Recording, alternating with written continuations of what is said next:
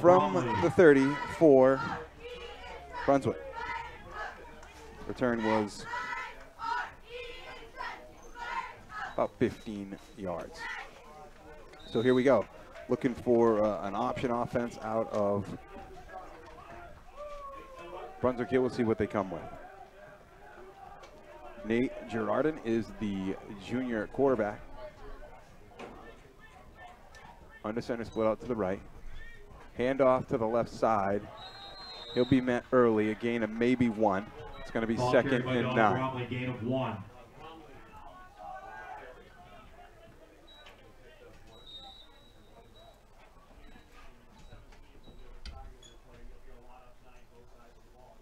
Very deliberate play call here. Neither team in too much of a rush. Equally sized out on the field. Doesn't look like either team in too much of a physical advantage. 2 receivers split out to the left-hand side. Girardin under center. He'll take it. Hand off to the right side. He's got an opening. Breaks 1 tackle. Pickup of about 3 yards, 4 yards maybe. Well, they'll give him more. They'll mark him out all the way out at the 36. So a pickup of 5. It'll be 3rd and 4. That was a really tough running by him right there. Of course, Brunswick last week got shut out by Messalonsky, looking to run a little tougher this week. I'm sure it was a much tougher week of practice. Biddeford, of course, coming off of a 43-0 victory against Westbrook to start the season last week.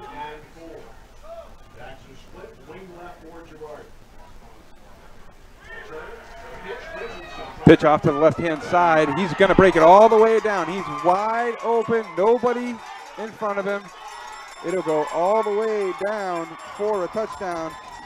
That looked like to me like it was number 22, Owen Richardson. 22, that's exactly what I said. Owen Richardson, only a sophomore.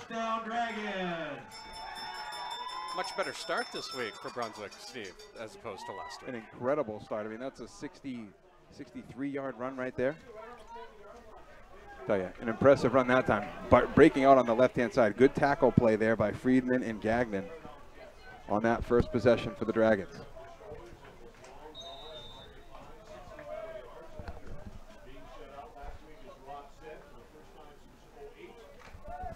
Brunswick will attempt the PAT. Just a minute and a half into the first quarter, able to put one onto the board, and they'll go for 2 here. Receiver split out to the left, Girardin under center. Richardson behind him. It'll be a fake. Girardin's going to keep it, but he's not going to get anywhere. He'll be stopped short. So the PAT fails, and the Dragons will take a 6-0 lead here with 10:25 to go in the first quarter. Definitely the start the Brunswick Dragons wanted in this one. Again, coming off of the opening night last week against the Messalonsky team. I read this week earlier that Messalonsky actually had a team meeting the night before that a lot of folks didn't know about. Players only meeting. Players only team meeting, and I guess the upperclassmen kind of took charge on some things right there. Well, you know, Brunswick is frustrated with the fact that they got shut out last week, so it was really important for them to come out here and establish their offense on the first drive. And I'll tell you, Girardin and Richardson, a couple of young players for this Brunswick team. It's a Brunswick team that lost 20 seniors last year. They've lost a ton of people, but they're back. And they've got 10 seniors on their roster, 21 juniors, and 14 sophomores. They're not expecting much of a down year here in Brunswick. Music gets me all fired up too. Looks like Pettit is back to receive for the Tigers. Dickey will do the kicking for Brunswick. Kickoff goes back. Pettit's going to let it bounce, bounce, bounce all the way, and it'll go out of bounds. Just a hair. That would have been an interesting and sticky situation had that thing stayed stuck on the inbounds line there. Boy, Pettit looked like he thought about it for a second, then got the feel that he was just going to get it. Let it go out of bounds. So they'll accept not to. The ball at the 35-yard line. That is the penalty procedure here. Brunswick kickoff out of bounds. So 1st and 10 from the Biddeford 35. Quarterback for Biddeford is Carter Edgerton. course, a running attack was the big thing for Biddeford last week against Westbrook. They had a 28-0 lead at halftime. Keep your eyes on 17, Letang. Big, prototypical fullback for the Tigers. 2 receivers to the left. Quick handoff up the middle. No, he's going to keep it. Going to be the keeper. Edgerton's going to keep it down the left-hand side. Pick up a 25. He'll go all the way out to the Brunswick 34, 35. And just like that, 30-yard gain. One play. I think we're going to be in for a good one tonight. I told you to watch the fullback, so I was watching the fullback. Right. And I've been on the play fake. That Edgerton happens. kept it. That happens. Option teams are really good at that too. So the sleight of hand, man, they're all about it. And they run it well here in Biddeford. Pistol formation. Handoff inside to the fullback. Doesn't pick up much. He's a big boy. There's no doubt about it. Letang will carry his weight well, but he's got to get going. If you can get to him early, keep the momentum away, more likely to get him stopped. He had quite a few. He had 98 yards rushing in the first half last week alone you're gonna get against a lot Westbrook. of those. So this team can definitely work downhill. If they're working downhill, it's going to be a long night for this young Brunswick squad, which had another, had to work uphill against Messalonsky last week. Pistol formation, man in motion, pitch out to the right side. That's going to be Levine. He'll be brought down after about a gain of 4. That was a really good open field tackle out there. Be 3rd and 6. Jack Harvey in on the stop for the Dragons. Jack Harvey was in on that, and if he doesn't make that tackle, he might have a first down. Good chance he can bump that to the outside. That's taking care of that AOR, as Coach Haley talked about with Coach Sterling earlier today. Area of responsibility. Pistol again, receivers to the left and right. Snap to Edgerton, he's back to pass. He can throw it. Rolling out to his left-hand side, no options, he's going to keep it. Ball tucked to his left hand, up to the 20, and he steps out right shy of the 20. That's a veteran move right there. A lot of times, especially nowadays, quarterbacks, running backs, they go for that extra 2-3 yards, and nothing good ever happens with that. It's injuries, fumbles, whole 9 yards. You're right at the sidelines. Take a step. Live to fight another battle. You've already got the first down. You've already moved on. You've already moved the sticks. Pick up the first down and reset the offense and see where you can go. At the left hash now. Same formation we've seen. Pistol.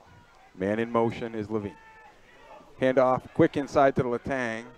No. It is Letang, and he goes all the way into the left-hand side for a touchdown. Misdirection.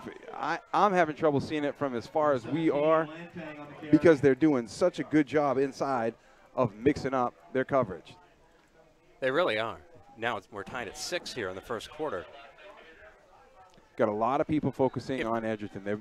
Edgerton's burned him a couple of times. If it's confusing us up here, it's confusing them on the field. There's no doubt. So 6-6 here. Biddeford will try the extra point, which will give them the lead, of course, because Brunswick's extra point earlier did not make it. Nate Keeley kicks it through. Heck of a kick. Kick by Ross. 7-6. Ross it is. All right, we'll take a quick break on the radio side. 7-6. We'll be right back. And on the video side, we'll take a break as well. It's the MBR Game of the Week.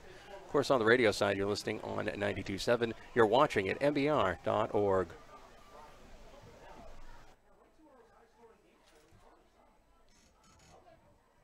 Keep it here on the radio side of things.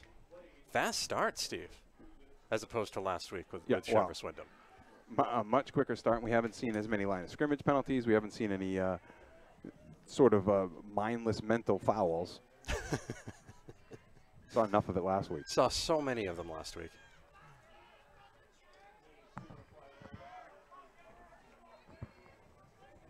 Spalding is going to kick it off. Not related to Spalding Smales. Totally different guy.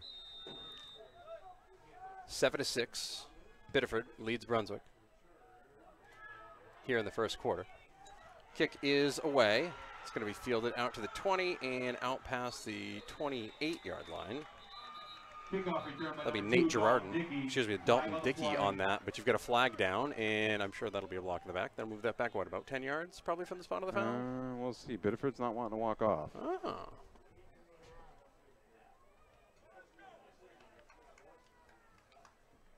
I'm going to move that right back. holding on the Dragons. How about that? 8:46 remaining in the first quarter. 7-6 Biddeford with the lead over Brunswick. Two teams exchanged touchdowns on the opening drive. Only difference, a missed extra point by Brunswick. Kicking game so crucial in close games like this. And there's not a lot of kickers going around. Well, you wonder what they got for kickers. They went for Right. the 2 points, so we'll see. Certainly going to be the way they'll go should they convert here on this second drive. Girardin gets under center. Actually, he's going to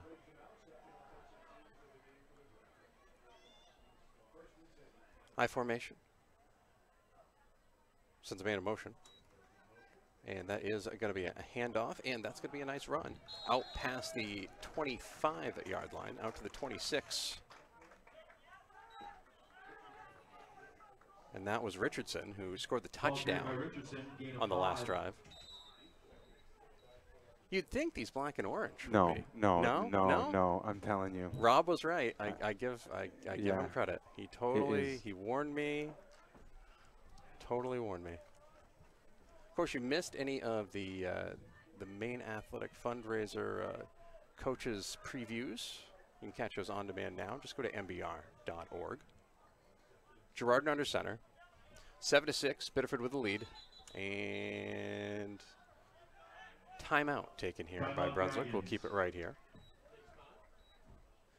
If you're just joining us, it was pouring rain earlier. Absolutely pouring rain. Right down to everything. Track is still wet. Stands are still wet. Track's still wet. And the stands are actually a little lighter, I think, than they normally would be because of that rain. Because it happened to it lasted until about 10 to 15 minutes before kickoff. Yeah. Team was warming up on the field and getting rained on the whole time. It's very quiet. It didn't seem like it was getting ready for a game, but sure it was. And now everything's ready to go. It cleared out just in time.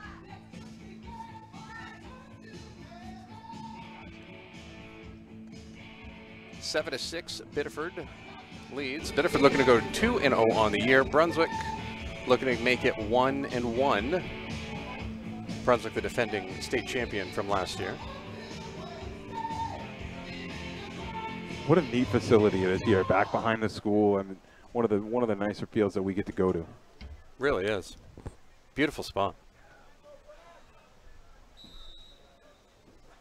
Make sure you stay tuned after the game as well. I'll tell you more about that in just a little bit. Handoff, that's going to be to Richardson. He's going to grind up and gain about 2 yards. Be about a half-yard shy of the first down, maybe. They're going to bring in the sticks and find out. Owen Richardson on the carry. Younger crew with this Brunswick team, but I'll tell you, what you get in Brunswick is a community of football here. So you've got guys that have been playing since Pee-wees, since middle school. You've got just sort of a grassroots effort, a really strong grassroots program here in Brunswick.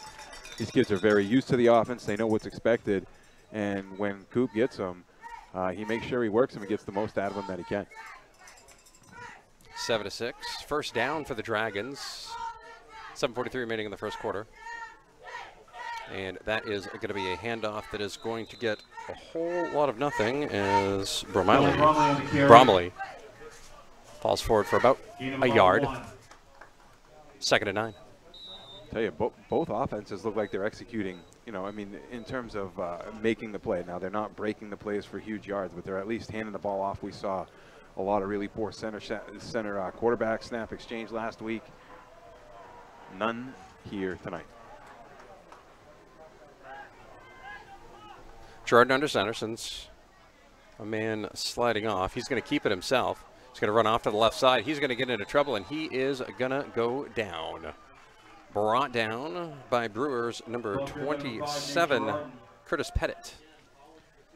Pettit did a nice job of kind of sealing the outside shoulder, making sure that Girardin didn't get to his outside. He would have had a huge, huge lane there, Matty. Sometimes it's just one play, one player that keeps something from happening. One fingernail.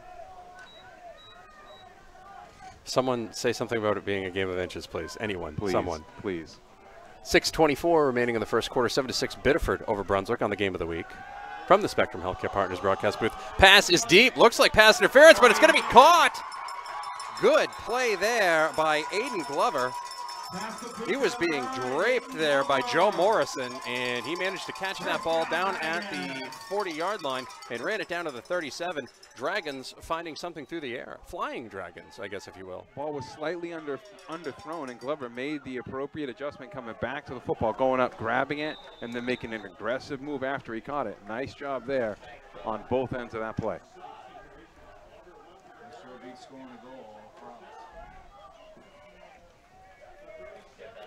First and 10 at the 37, 6 minutes remaining in the first quarter, 7-6. Biddeford with the lead over Brunswick, but Brunswick looking to change that quickly.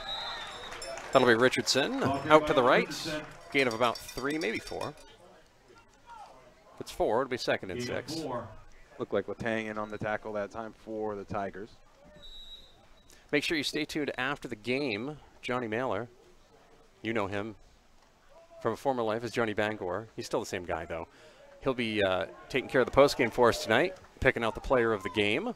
And you can catch that on our social media pages right after the game. We'll also have a big highlight video for this game tomorrow there as well, which will send you right to the replay. Richardson runs it to the 30. Going to make it 3rd and 2.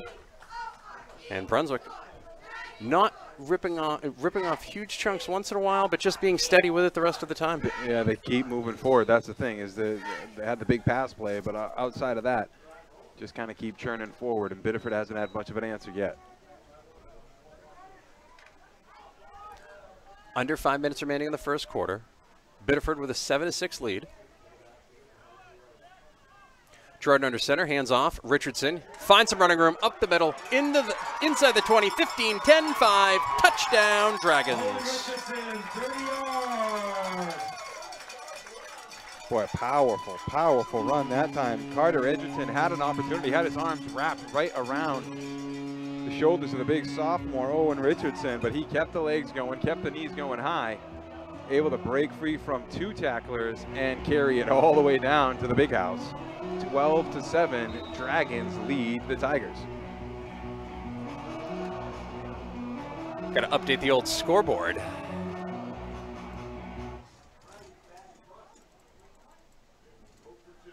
They're going to go for 2 this time. Gerard's going to get under center. Richardson right behind him. And that's going to be Bromley, and he is not going to get it. Went to an I formation there where they put Bromley in as the deep back, and he was not able to get the yardage that they needed. Looking like Mike Gillisley last night on 4th down. Well, they've had a successful offense up and down in between the goal lines. It seems like both PATs, just nothing working at all. 12-7, Brunswick with the lead over Biddeford now. 4:34 remaining in the first quarter. We had 24 points all of last week. We've got 19 already this week. We had, and significantly fewer penalties. You've just. Well, I mean, there's plenty of on every piece of wood in There's here. plenty of wood in this building. Beautiful facility. I want to thank Athletic Director Jeff Ramich for making sure he had a spot here tonight.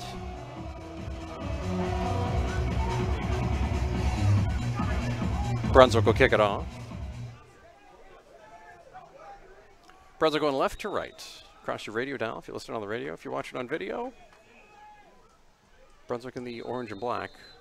Biddeford in the white. And that's going to be offsides. The kicking team offsides, of course. It's now moving back 5 yards. So instead of kicking from the 40 now, they'll be kicking from the 35. Pettit, one of the deep backs for Biddeford. Interesting to see along with Spellman. Some of the same names come out of these different communities. You recognize a lot of these names. Generation after generation after generation, Steve. 5 yards. Offsides, if you want to call it. Kick by Glover is away. Bounces. Spellman can't grab it. Now does at the 20, 30, 35. And he's going to take tacklers out to the 30. I think they'll mark him out about the 36-yard line. Guess that's where the line judge is running up. And that is where Biddeford will take over. First down, Tigers. Pettit and Spellman were back there, but it looked like Spellman was the one who grabbed it because Pettit kind of ran over to the side. 12-7, Brunswick with a lead over Biddeford here in the first quarter. 4:25 remaining in the first quarter.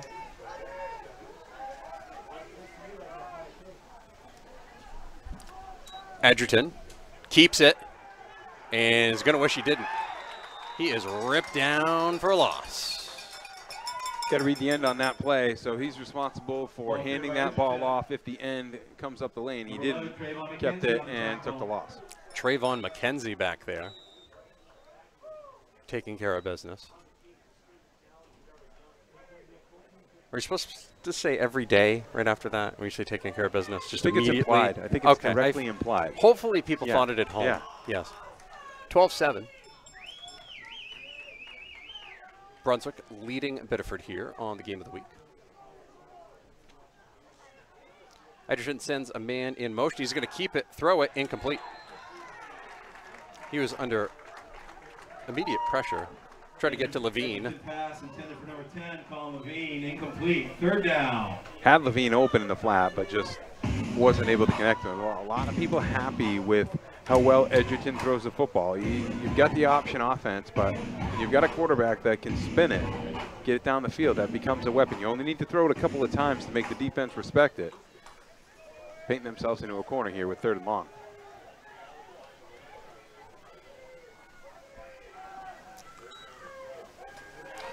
Going deep. They got a man and caught. Ooh, boy, was that a good catch. He caught it off of the ricochet. That was David Murphy. Goodness. What a play. Look, thrown up there. I mean, we just got done talking about it. If you throw that deep ball, and Edgerton settled back, got rid of the ball well out in front of Murphy. Murphy did the right thing, went up, tipped it, got it to himself. Nice throw and catch there by the Tigers. This is the other league. They'd be replaying it, but they're not going to do that here. Handoff will go nowhere. Edgerton never did get rid of it, although as you were mentioning, Cameron there actually managed to take as much punishment as Edgerton did. Yeah, right, exactly. Well, look, if you're using a big fullback, a guy like Latang, the fact is that Brunswick's going to key on him. So if they keep putting 2-3 guys on him, keeps the edge open. Edgerton's going to keep it, and he is not going to toss it. He's going to get up to the 30-yard line, gain of about 4, and that'll make it 3rd and 6. 3rd and a short 7, either way, however you'd like to word it. Talk a lot about this with Coach Wing and Coach Haley, and that is if you can make the defense freeze, if they're not actively moving to their spot of responsibility, their A of R, if they're frozen in space, you're winning at that point. They're choosing not to do something, you are gaining. Edgerton hands it off, and that goes nowhere. That play was wrapped up before it even started. Trayvon McKenzie, once again, spending plenty of time in the backfield. He should probably get a real estate agent and look for a place in Biddeford because he's been in their backfield all day. Another sophomore making a huge impact out here for the Dragons. McKenzie busted through the line, grabbed Edgerton by the shoulder pad, wrestled him down. Levine was getting racked on that too. So it'll be 4th down. Edgerton back to pass, looking, throws, incomplete. He had a man open, but the throw was just a little bit underthrown. It was for Colby Pope. And Biddeford will come off the field, turning it over on downs. Brunswick will now take over at the 31-yard line. It tells you how confident they feel in putting the responsibility on Edgerton's shoulders and letting him go out there and try to throw for the first down there. They are not shy letting him spin it. Girardin and the Dragons, 12-7 lead. Minute 23 remaining in the first quarter. Pitch, and he's just going to keep gaining yardage there. Nice play by Alex DeMars. He gets up to the 39-yard line. I'll tell you one thing that Coach Cooper has done in the past, and he's doing it again here tonight, sharing the load. Giving the ball to a few different guys, not overworking one guy too much. 2nd and 3. Under a minute remaining here in the first quarter. Brunswick leads 12-7. This has been a fun one so far. Wet track tonight. Ball is on the ground. Bromley lost it, and we'll see who has it. Biddeford thinks it's them. And it is. Edgerton has it in his hands, and it'll be Biddeford football with 45.7 seconds remaining in the first quarter. And Brunswick with a 12-7 lead, but now the first turnover of the game goes in favor of the Biddeford Tigers. Looked like he got stripped out as he was being brought down to the ground into a pile of Tigers and Dragons. Either way, not protecting the football there is going to cost them the turnover just inside of a minute here in the first quarter. Boy, Biddeford's going to get the ball with great field territory, Matty. They are at the Brunswick 41-yard line, 1st and 10. Send a man in motion, fake that throw. Now they're going to run around. Edgerton is just going to throw it away before things get a little overwhelming. 36.2 seconds remaining in the first quarter. McKenzie still made him pay for it, though. He Certainly did. Chased him all the way out there. There's got a good hit on him. There's still going to be some extra grass stands from that play. Make him earn it. 2nd and 10 for Biddeford. Interesting year in Maine high school football. We were talking before the game with folks here before we even got started. Nobody knows what to make of the season yet because you're not sure who's playing what, and you forget what conference they're in. Mainly class. Handoff will gain positive yardage for Biddeford inside the 40, down to the 37-yard line. That quick dive there to Latang, the fullback, it happened so quick, and if he steps through the line and can get behind the hips of those linemen, hey, he's got an open lane through the middle of the field. Tang reminds me a little bit of their old running back Jensen.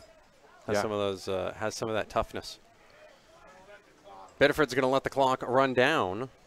That is going to wrap the first quarter. We'll take a break, and we will come back. Brunswick leads 12-7, but Biddeford driving. We'll be right back. Falmouth Orthopedic Center. Central Maine Orthopedics. OA Centers for Orthopedics.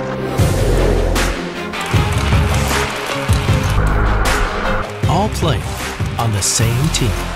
Maine's top orthopedic practices have joined forces for more efficient and affordable orthopedic care. Introducing Spectrum Orthopedics.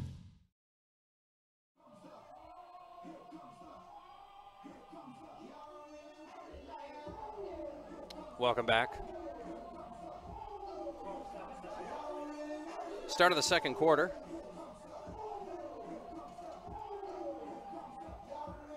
Brunswick leads Biddeford 12-7 on the game of the week from the Spectrum Healthcare Partner Studios.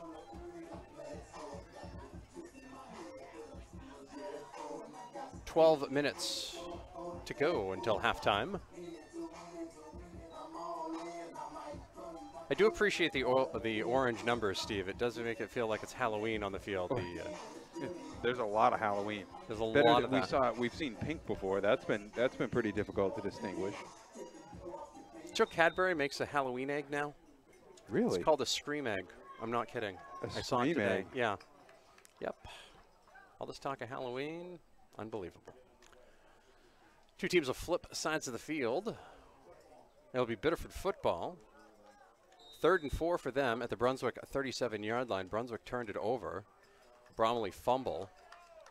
Set up Biddeford with good field position. They're going to try to take advantage. Down 12-7, just underway here in the second quarter. Biddeford going left to right on your radio dial. Handoff will get nothing, but it'll be faked. Pass is complete, and that's going to be a touchdown. Just like that, Biddeford starts the second quarter, and they have the lead, 13-12. Cody Saucier, could he have gotten any saucier on that I don't play? think he could have gotten any saucier. I'll tell you, juking, moving in through the middle of the field. Everybody bit on the play fake in the middle. Saucier kind of ran a curl route, sat down in the middle. Edgerton found him, and he was able to scamper into the end zone. And a 13-12 lead here for Biddeford. They will attempt the PAT. Looks like Bell will attempt the PAT again. Kick is almost blocked. I thought the edge rusher from the outside was going to get there, but the kick is good, and just like that, Biddeford takes a 2-point lead over Brunswick, 14-12, with 11:51 remaining here in the first half. Hopefully somebody has a fire extinguisher, because I believe we have a barn burner. Yeah. Yeah. It is. I'll tell you, these teams look fairly evenly matched here, Matty, and I think from an offensive standpoint, it's just a matter of which team can stay consistent for 4 quarters of football. Fatigue is ultimately going to play a factor into this game moving into the 3rd and 4th quarter. We'll see how well they can conserve here. Certainly effective that time for Biddeford, able to score in just 9 seconds, 1 single play to start the 2nd quarter. That's how you cash in on turnovers. Kick is away. It's going to be fielded by the up back, up at the 30-yard line. He's going to cut back. He's going to find some yardage out to the 39, just shy of the 40-yard line. And that was number 9, Aiden Glover. That was a good field. Most of the time when guys catch it on the up back, it slaps off their hands. He caught it like he was. He caught it and he moved it. Yeah. I mean, he had a couple of spots that he might have been able to cut up the field. Still a decent return. Positive movement.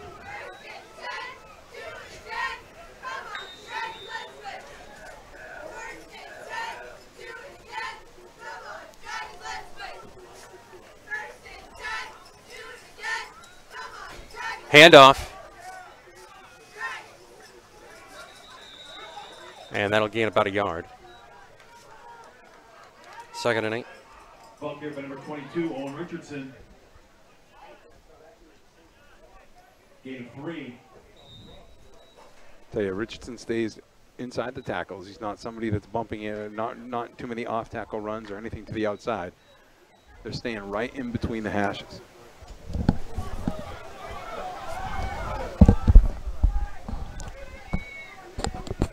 That'll be 2nd and 7. Girardin will take it himself over past the 47, down to the 46. They're going to mark him down. Ball was out. I think they're going to mark him down, no? Ball carried by number 5. Yeah, they put them on the knee. Brings up a 3rd down.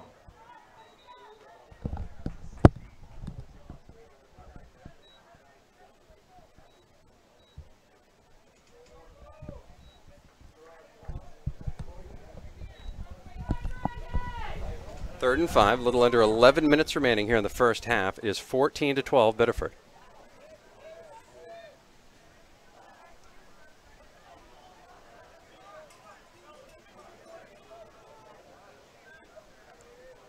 Girardin under center. Handoff. Faked. Pass. Incomplete. Intended for Bromley. And that is going to set up 4th down, and Brunswick is going to have to punt. That's a tough throw right there. Out to the left-hand side, trying to square up the shoulders and still deliver a good ball out there to Bromley. A lot of moving parts that got to come together.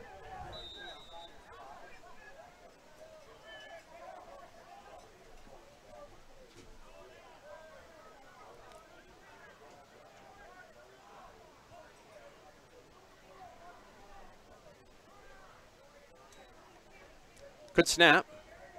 Good kick. That is going to be fielded by Letang. Gets the handle, cuts back, stays upright, gets past the 20 over to the 22-yard line. Whole lot of action, a whole lot of bruising for not a lot of yardage there. But Biddeford will take over with the lead, 14-12, after an important defensive stop. Hopping, skipping, jumping. He was just trying to get up the field any way that he could. Good aggressive coverage downfield that time by Brunswick. Kick was a lower line drive type of a kick, but pinning Biddeford deep. Certainly got a long field.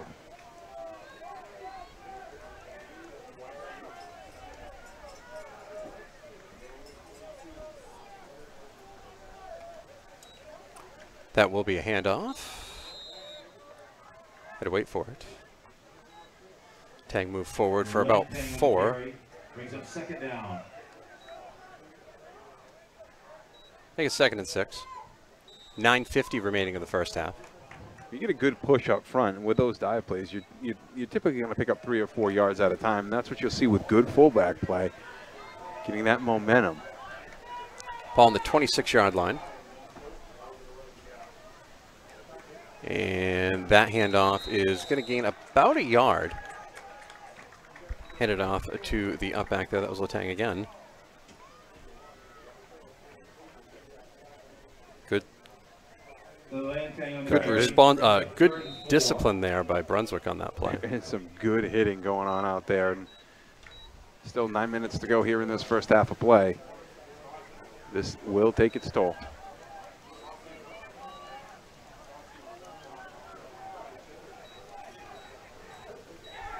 Edgerton is going to keep it himself and is going to wish that he hadn't taken down, and they'll be shy of the first down. That'll set up fourth down, and Biddeford's going to have to punt. Big defensive series there for Brunswick. Looked like Jacob Belanger and Colin Pendergrass in on the tackle that time for the Dragons. Defensively, this is the best showing that we've seen the Dragons have so far in the game. Important drive here. See if they can't get this football back. Girardin is back to field the punt. He'll be the deep back, at least on the left-hand side. Brunswick gets everybody off the field that they were supposed to get off the field. Biddeford gets somebody on late. Flag was put in late. It'll be fielded out by the 40. Another broken tackle out there. Nice play by Dickey. And you're going to have at least a 5-yard penalty there on Biddeford. Should be a 5-yard penalty for an illegal substitution. 8:03 remaining in the first half. It's 14-12 Biddeford with a lead over Brunswick on the game of the week. Live from the Spectrum Healthcare Partners broadcast booth. Sorry, Steve, go ahead. Pretty good. That's a pretty good kick. So you can take the penalty, push them back, make them kick it again. As you know, of course, you saw that last night with 3 punts in a row.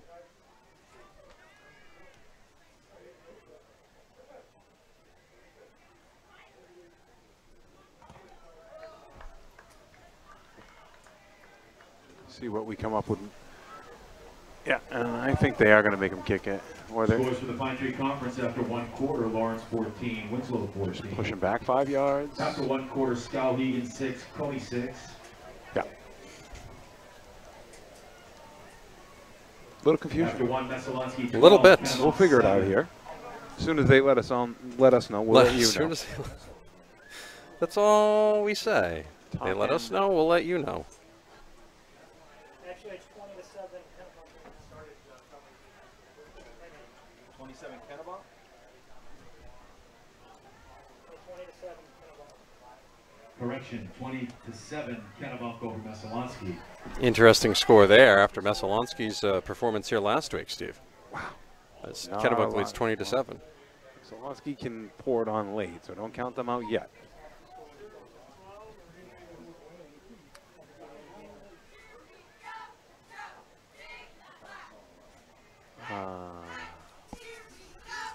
Not sure the football is moved. They're still, they're really still breaking this down. They call it illegal participation before they're on the field. Yeah, one guy came on the field real late, but I believe he thought he was supposed to be there, but regardless, they're going to move that, and My word. Illegal substitution. participation. That's a 15-yard Penalty penalty. of the Tigers, 15 Oof. yards, replay, 4th down. Why'd it take so long? I think there was a conference there. That was a. Have you heard of illegal participation? You can before? participate, but don't you Yeah. dare do it illegally. Yeah, yeah. 15 yards for that, though. Yeah. Interesting. Usually 12 men's a 5. Yeah. Yeah, that's a big one. 8:03 remaining in the first half. 14-12. Brunswick trails Biddeford.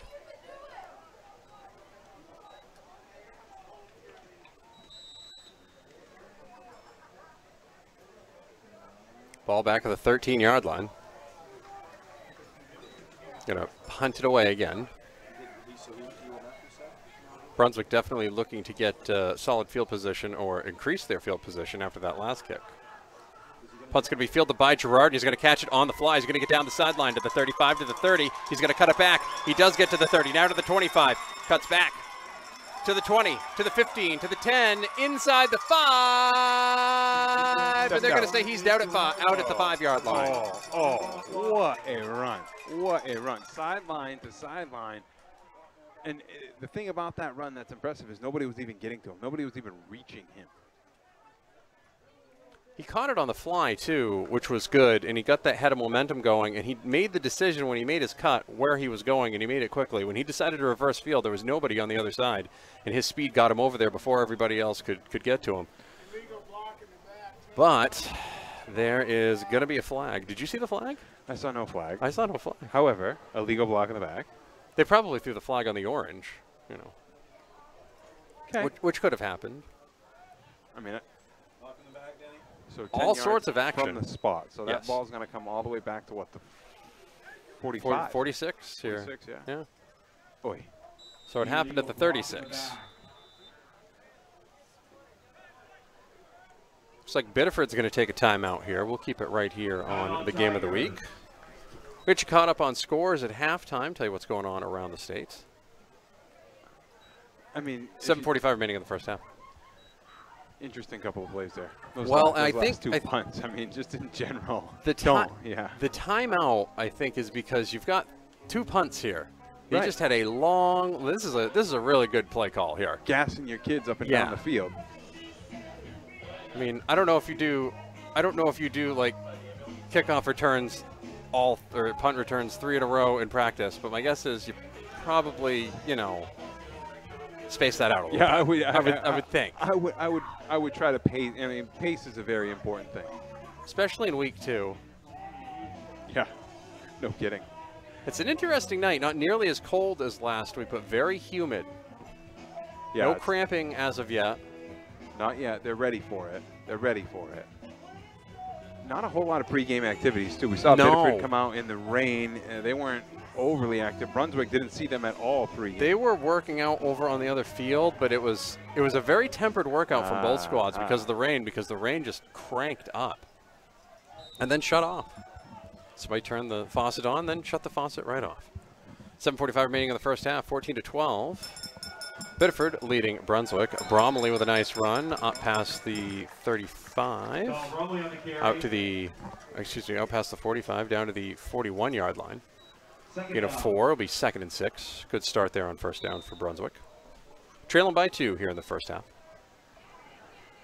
Hey, close game. I mean, this is. I think. I really feel like this is what a lot of fans expected. This is a lot of what both coaches expected. I think there have been a few mistakes that each would want to correct, but 2 very evenly matched teams here, North against South, in Class B football. Handoff. And that's going to be just shy of a first down. Just shy of a first down as Dickey took that handoff. Tell you, big Garrett Ross for Biddeford creating some holes.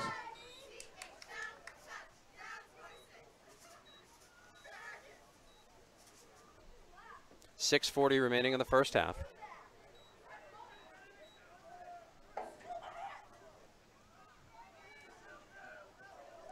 Girardin under center. They look over to the sidelines now. Alex DeMars switches sides of the field. And I believe there's a miscommunication there as Girardin was expected to hand it off and there was nobody there to receive it. So that's going to be 4th and 3 for Brunswick and clearly a communication breakdown on that. Yeah, I don't think the play is designed to go to the roll to the right with 3 players unblocked. Not by design. No.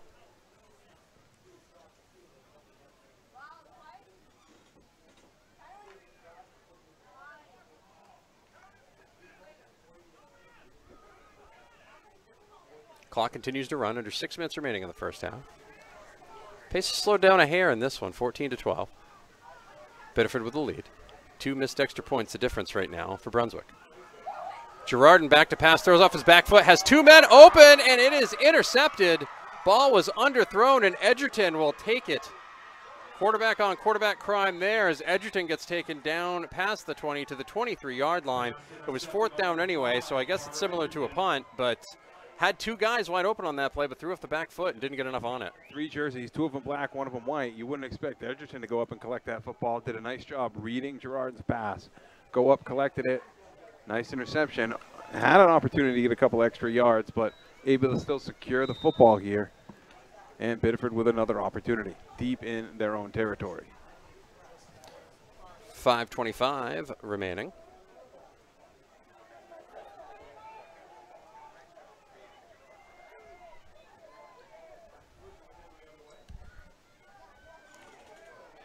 Pitch.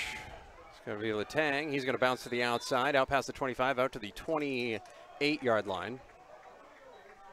Ball carrier number 17, Letang.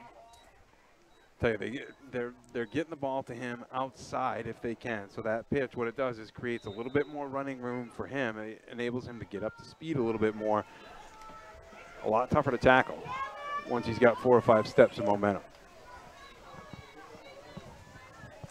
Just make sure you stay tuned after the game for the player of the game. Johnny Mailer will interview him on the sidelines. Edgerton with a pitch. Letang is going to get crunched. Missed one guy and didn't miss the other. Beautiful play there by number 52, Fred Komiga. Komega, how about that? I mean, that's a transformer name right there. No doubt. And he hit him like a transformer right there. I mean, big, big old truck hit.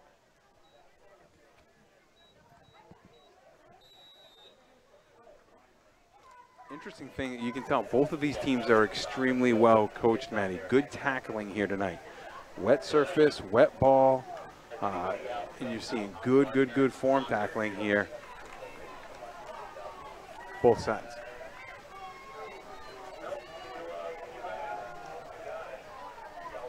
Under 4 minutes remaining in the first half. Edgerton back to pass, has a man complete. More than enough for the first down, out past the 35, out to the 36-yard line. Number 11. And once again, that was number 11. That was Cody Saucier. And Saucier caught one of the touchdowns earlier. Now coming up with a big third down play. Straight down the field and then a cutback for Saucier. Edgerton found him at the right time. Plenty of time to get rid of the football. Good protection up in front. Biddeford offensive line doing a nice job.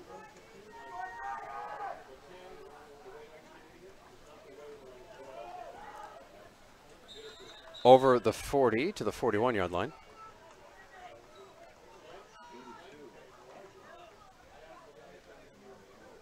Ball carried by number 32, Anthony Mariello. That's going to make it 2nd and 6. Approaching 3 minutes remaining here in the first half, and Biddeford has a really good drive going here, and if they can use the clock as their friend here, they can keep time of possession and keep the ball away from Brunswick, which would be helpful. Once again, Saucier for a first down, running that same play out past midfield. Will stop the clock out of bounds with 2:52 remaining in the first half, and Biddeford has a beautiful drive going here, and Saucier and Edgerton have got quite a connection going for the Tigers. Biddeford won the toss, so they deferred to the second half. They will start with the ball in the second half, so you know Coach Curritt's mind, if he can chew up this last 2:52 in the first half, punch a score through, Biddeford's got an opportunity to make this a multiple score game. Got to finish this drive out first.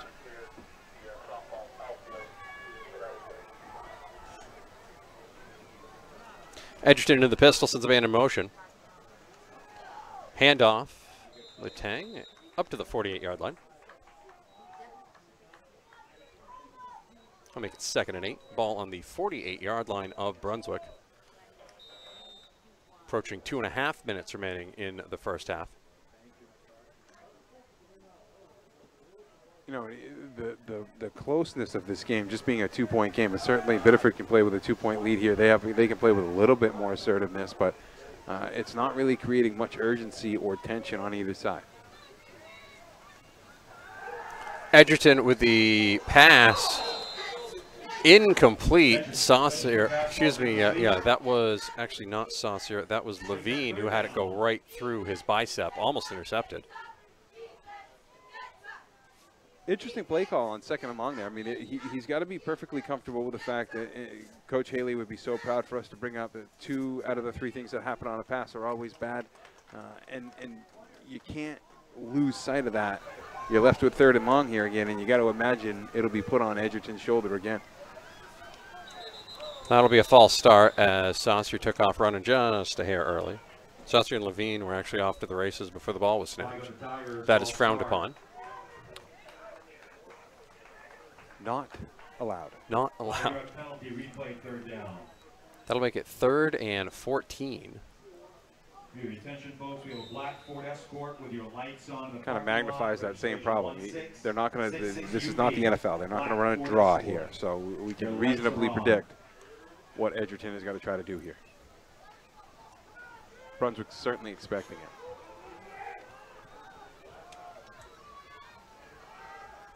Edgerton back to pass, under pressure, rolls out. He's going to roll to the outside into Brunswick territory to the 45, and he's going to get bounced forward to the 43-yard line. That's going to make it a manageable 4th down as we approach under 2 minutes remaining in the first half, and it'll be decision time here for Biddeford. And it looks like it's not much of a decision. They're going to send their punting unit out. It was almost like a prevent defense. They were playing a 20-yard cover, a 20-yard buffer.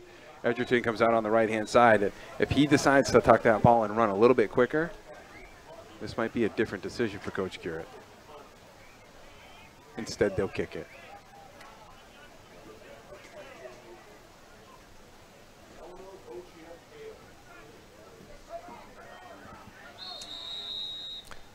Brunswick's going to take a timeout with 1:27 remaining in the first half. We'll keep it right here.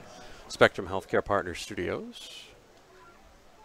If you missed any of the B-list today, we had interviews with Edward Little head coach Dave Sterling, who was interviewed by Mike Haley. Dave Wing interviewed Lewiston football head coach Bruce Nicholas, and Mark Soren from Oxford Hills was interviewed by Aaron Morse. Again, those were all on the B-list earlier today. You can catch all of those on demand now. Just go to mbr.org.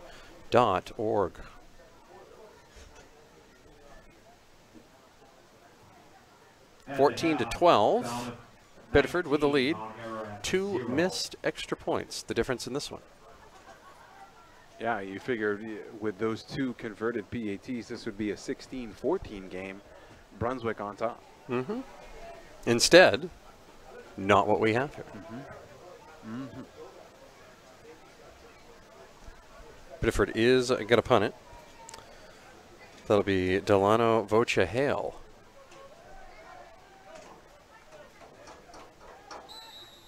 Gerard is back along with Dickey for Brunswick. Punt is straight up, be closer to Dickey than anybody else, and it's going to take a neutral roll at about the 23-yard line. Looked like it was going to take a Brunswick roll for a second, and then it started going the other way, and then it just stopped. No, Brunswick has used at least 2 of their timeouts. They'll have 1:17 here to go in this first half, and they're going to need to punch one in here if they want to make an impact on this game. We know that Biddeford will get the ball back in 1:17, so of course after the halftime break. Won't be right after that. Yes. 17 seconds is up.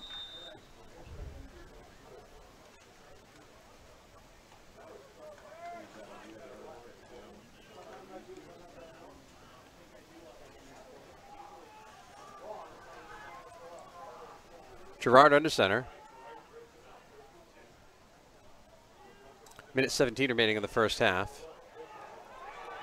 Pitch goes to the outside, down the sideline. That's going to be Richardson out at the 46-yard line, 47-yard line. That's going to stop the clock while they move the chains. They're actually going to mark him down at the 48. Big chain mover there. Gain of 23. 12-0. Edward Little leads Portland. 4:30 to go in the first half. Wow. How about that? Interesting. A lot of people picked Portland. Didn't even give the Eddies a sniff. These aren't your granddad's Eddies. Oh, it's Dickey with a double pass. It's going to be intercepted. Nice play there by Joe Morrison. And that was underthrown. It was a good idea, but that's one of those situations where when you call the double pass, the guy's always going to throw it. always going to throw it. And Always going to throw it. look, there's 47 seconds left, almost 48 seconds left. Edgerton can throw it. They can advance the ball with a couple of passes. Saucier's been in some spots all night long. Biddeford's not going to let up here. 14-12, 47 seconds remaining in the first half. Biddeford with the lead over Brunswick here on the game of the week. Edgerton in the pistol. Back to pass. Looking, throws. Complete. They're going to go with the hook and the ladder. He's going to go 30, 20, 15, man. 10, 5. Touchdown, Biddeford. Curtis Pettit on the hook and ladder. And it's 20-12, Biddeford over Brunswick. Wow. Absolutely incredible. What, I mean, when you want to talk about the right play call at the right time and executed the right way, boy, just remarkable play that front to back by Biddeford High School. And they didn't need more than, well, 11 seconds anyway to make this an 8-point game. They'll look to make it a 9-point game. Wow. That'll make it a 2-possession game. You ever seen that play get converted on the field? Not at this level. Wow.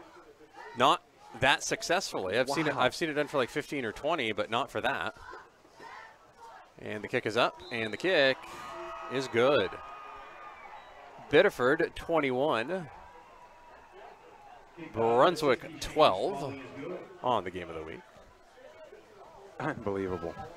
Unbelievable. It just as slow as it developed right in front of us. I mean, we saw him catch it just as clear as day. They were positioned all at the right moment in time, perfectly spaced out.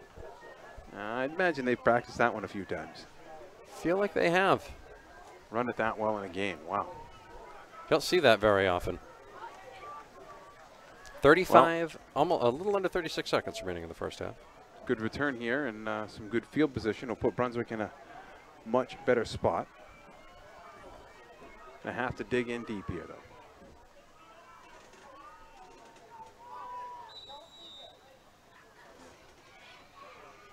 Kick is away, and that is going to go out of bounds.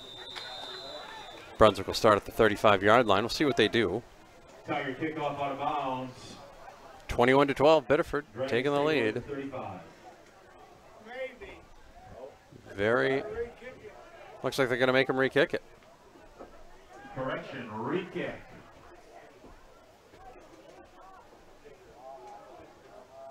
They get a choice. They do have to move it back 5 yards. A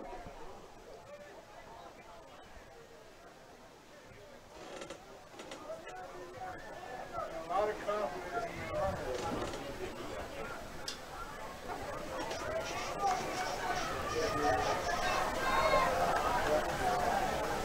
Plenty of skill guys at the back position for the Dragons, so there's a lot of hands back there that can get this ball back. That kick is going to be fielded back at the 20-yard line. That's Bromley, and nobody touched him. He's going to go right up the middle. Nobody was there. And he's going to get taken down inside the 25 down to the 24. That stops the clock. 25.2 seconds remaining in the first half. And Bromley, no zigging, no zagging, just shot up the middle like a cannon. I think he was just as surprised as the rest of us. They see the middle of the field just kind of part like the sea and right up the gut all the way down in great field position. There's still 25 seconds left, Matty. Plenty of time here. Brunswick can punch one in. Big possession here for Brunswick. I believe they still have one timeout left. And you get a false start to start here, and there's no hurry. Take an extra second. Get yourself set. See that a lot. Teams get really excited about jumping up to the line, getting into the hurry up, and they don't take that 1 second hold. Boy, it always seems like it's at a critical, at a critical position in the field. You can't have that kind of error. Take advantage of the break that you get with the big return. Wow. A couple of big plays here tonight from both teams.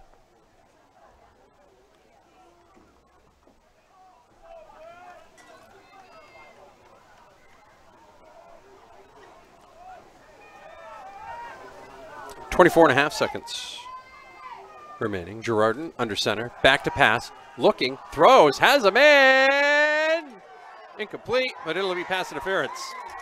As Saucier was face guarding, not sure if he was grabbing with the back right arm there, but thought it was pretty good coverage. But I got to thank they God may call it face. Coach Wing is not here. Right. Seeing all of these deep passes. I Yes. don't know if he would be able to handle all of this deep passes in high school football.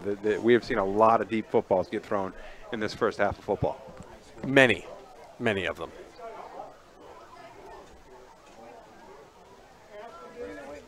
That'll be half the distance to the goal. That doesn't move it into the end zone. This isn't the NFL, not a spot foul.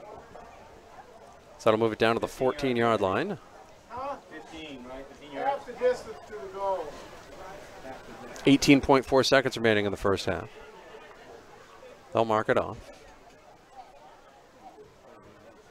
Boy, I'll tell you what, Pass interference against Brunswick Biddeford. is just close enough where they can continue to keep taking shots in the end zone.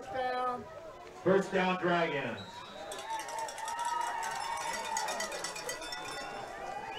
Two or three plays here give you an opportunity.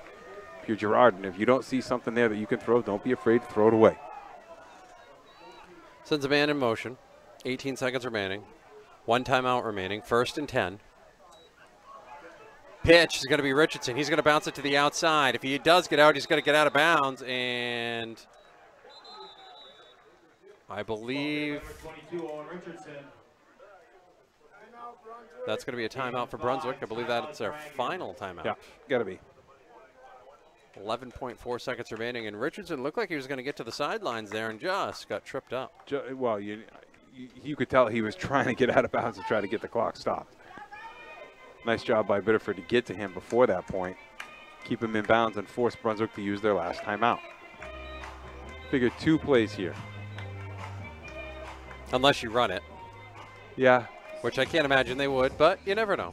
I didn't think they would last time either. Yet here we are.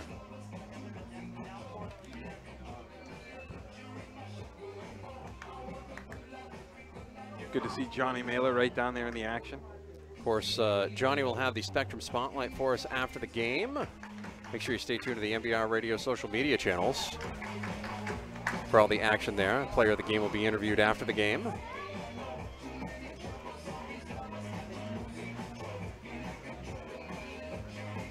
Crowd's starting to fill in, Matty. It was sparse at first.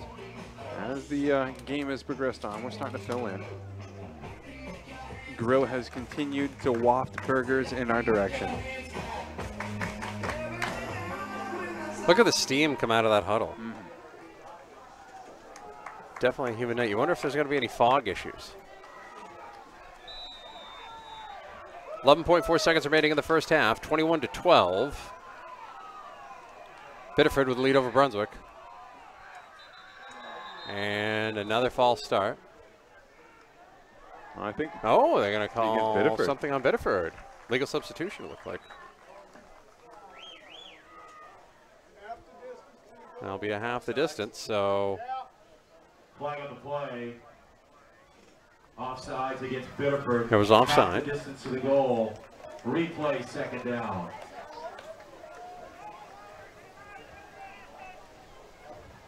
And I believe this last 48 seconds of play in the first half has lasted somewhere in the neighborhood of 15 or 20 minutes. There has been a lot of Long time. non-timed things Long going on time, here. yeah. Ball at the 3.5-yard line. A little under 11 seconds remaining in the first half. Biddeford leads 21-12 after a hook and ladder that went to Pettit.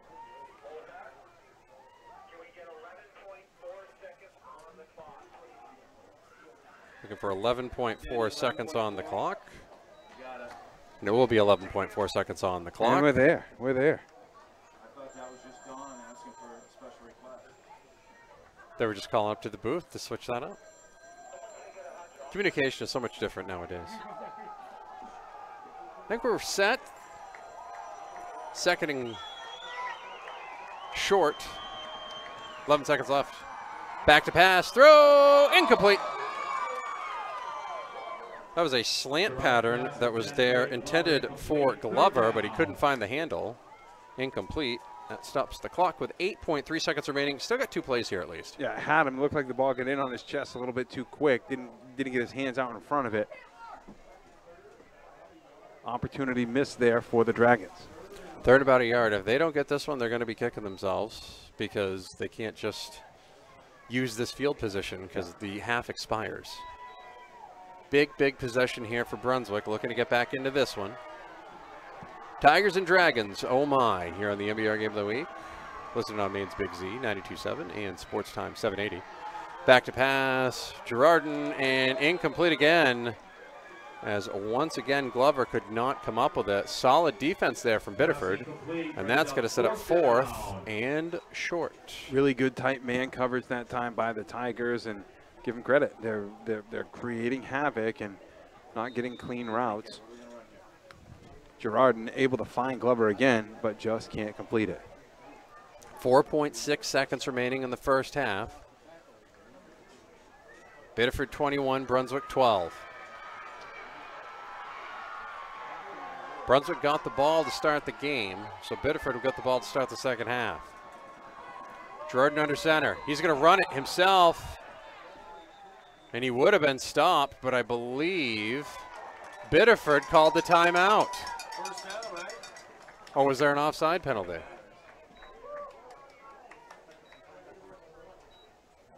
We're not getting a whole lot of good information. Looks like they're marking off a penalty, but I didn't see a flag. Yeah.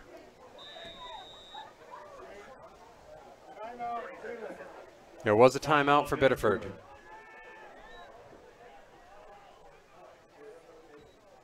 Okay.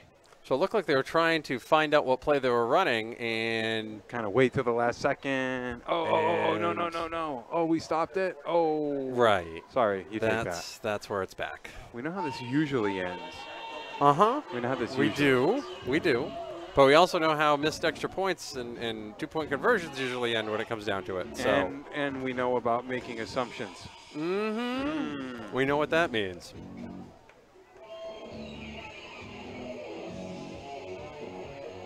Nothing gets you hyped up like a little Aussie, you know. Nothing really. Get you scores at halftime. Scores from all over the state tonight. A lot of games. 31 games, I think we said. Plenty tomorrow as well.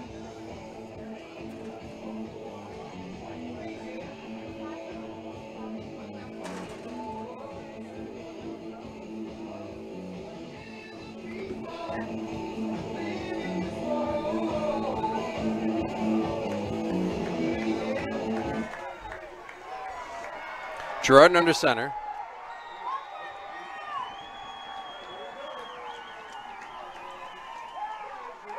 And that is going to be... They didn't mark him. They're saying he's short. No good. No good, and that will wrap it up. Girardin looking around. He thinks he scored. They're not sure. Very interesting. An inauspicious way to end the half, I guess. Very odd one there.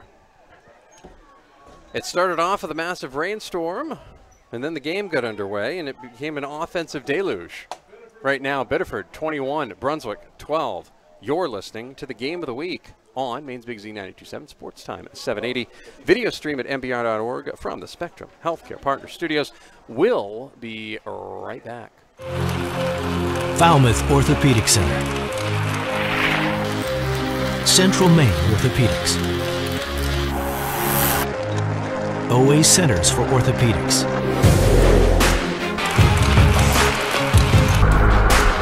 all playing on the same team.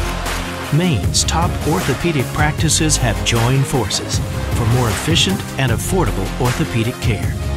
Introducing Spectrum Orthopedics.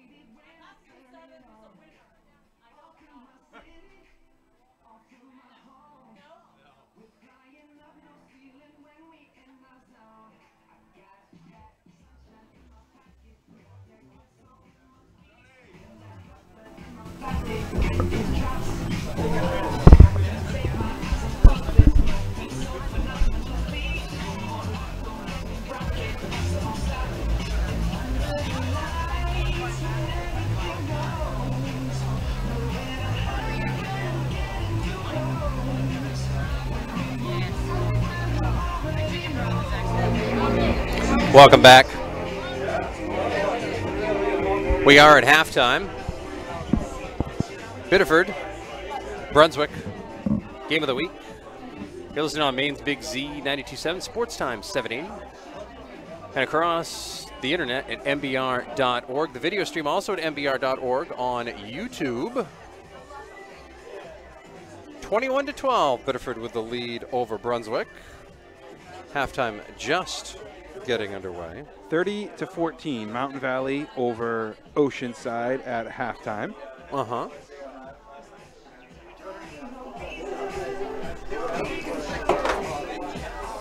Going through some of the scores right now. Lewiston 8, Oxford Hills 0. That's at the half. End of the second, Foxcroft Academy 14, Dexter 0.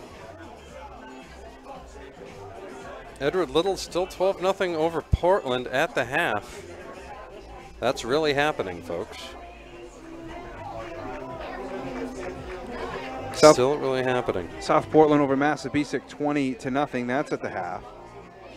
I love these schools that will give out names and they won't tell you the team that leads. Yeah. They'll be like blah blah blah to blah blah blah and blah blah blah, and you're like, okay. Like for example, the Winslow-Lawrence game, which is a big game for a lot of folks in the state. Tell us the score, but don't tell us who's ahead. Right. Let's guess. Right. Okay. Looks like Lawrence is leading that one 21-14 at this point. Scarborough is laying it on Sanford right now, 34-7 in that one. Marshwood up 21-7 over Greeley. You know, we almost ended up at Levitt tonight. Probably a decent idea that we didn't. 47-0, they're leading Belfast right now. Oh my. Yes. 47-0. 47? Greeley trails Marshwood 21-7. You mentioned the Lewiston Oxford Hills score. Isn't it weird when those two teams play, you just never know what you're going to get from either squad? 8-0. 8-0. This is after last week when Oxford Hills took Portland to the woodshed. Lewiston has a chance to start 2-0, and I think a lot of folks thought that Lewiston was going to be, you know, hoping to rebuild this year. A couple of wins, they might be in the playoffs. Well, when you think about, you've got Oxford Hills football, you got Everett Little football, you got Lewiston football. There's a good chance that two of those three teams are going to be 2-0. When was the last time that happened? It's been a long time. Especially to open the season. Very long time. Of course, Edward Little and Lewiston play to wrap up the season. Edward Little will also play Oxford Hills as well. So that whole round robin will be happening around Northern A like it usually does. Game of the week, we're at halftime. Biddeford, Brunswick. Biddeford leading 21-12. Brunswick took the opening kickoff right down the field and scored a touchdown, make it 6-0. But Biddeford answered right away, taking a 7-6 lead. Brunswick answered, making it 12-7. Then Biddeford answered with two scores. The second on a long hook and ladder. It went from Edgerton to Saucier to Pettit. Unreal. You don't see it every day. You just don't see it. I mean, you don't see it run properly every day in the pros or in college or anywhere else. Even on the practice field. Right. It's not something that gets executed with a high degree of consistency. It's a trick play for a reason. Right. Wow. Doesn't happen very often. Of course, Biddeford, it's weird during the half times you look around and see where the teams go and where the kids go. And the kids from Biddeford are just huddling down in the end zone there. Everything is a long way away over here, it seems. Reminds me a lot of what Chevrolet does. Right. Same idea. Only without the no big tent. No awning. Right.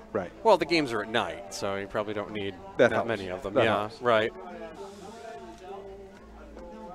Of course, a reminder at the end of the game, Johnny Mailer will have the player of the game with the Spectrum Spotlight. You can catch it on our MBR Radio social media channels. He will interview that player, and he'll give you a nice highlight package tomorrow. It's a Spectrum Spotlight, and you can find it on the MBR Radio social media channels. Just follow MBR Radio on Twitter for the latest there. Also follow MBR on Facebook and find that as well. No new scores. No new scores. We're checking. It's amazing. 31 games tonight, and you don't have that many being tweeted. Yeah. I was just thinking the same thing. Falmouth leading Mount Ayr at 19-0 at the half. Westbrook leads Brewer 14-7 at the half. Bonnie Eagle leads Wyndham 21-7.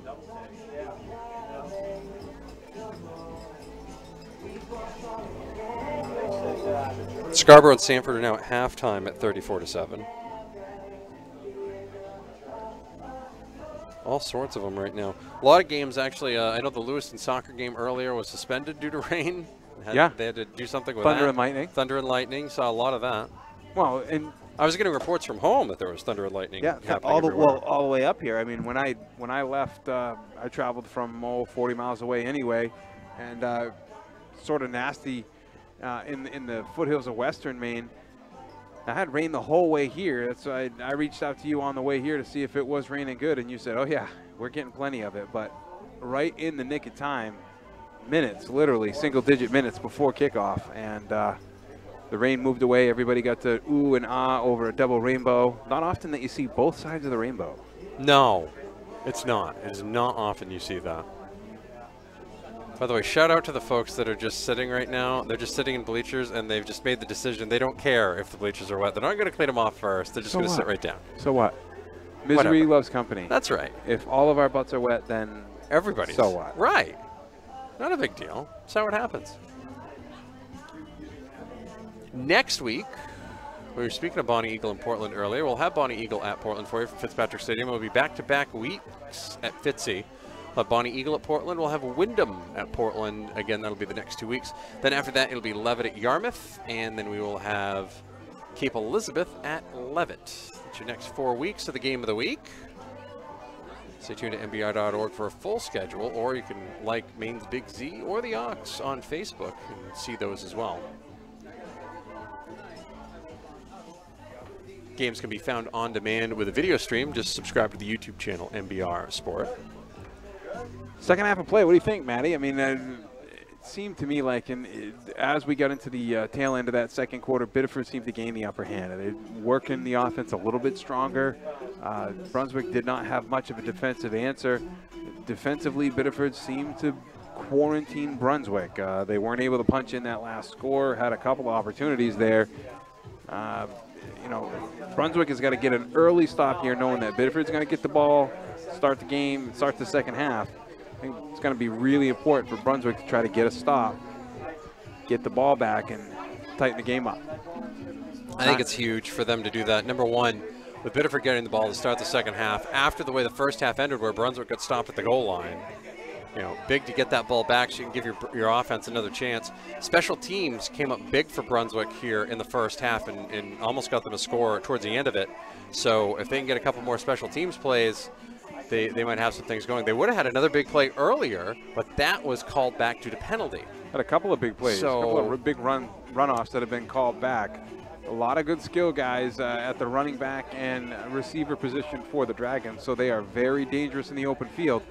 But a 9-point game is huge. That's a 2-score game. That means that you've got 3 possessions of play. You need to score, you need to force a turnover, and then score again. That's asking a lot at the high school level, but you got to do it, and you got to execute early here if you're the Dragons. Brunswick, of course, started off the year last week. They fell to Messalonski, didn't score at all. They've had a much better week this week. I'm sure by their standards they'd agree. Kennebunk still leading Messalonski, by the way.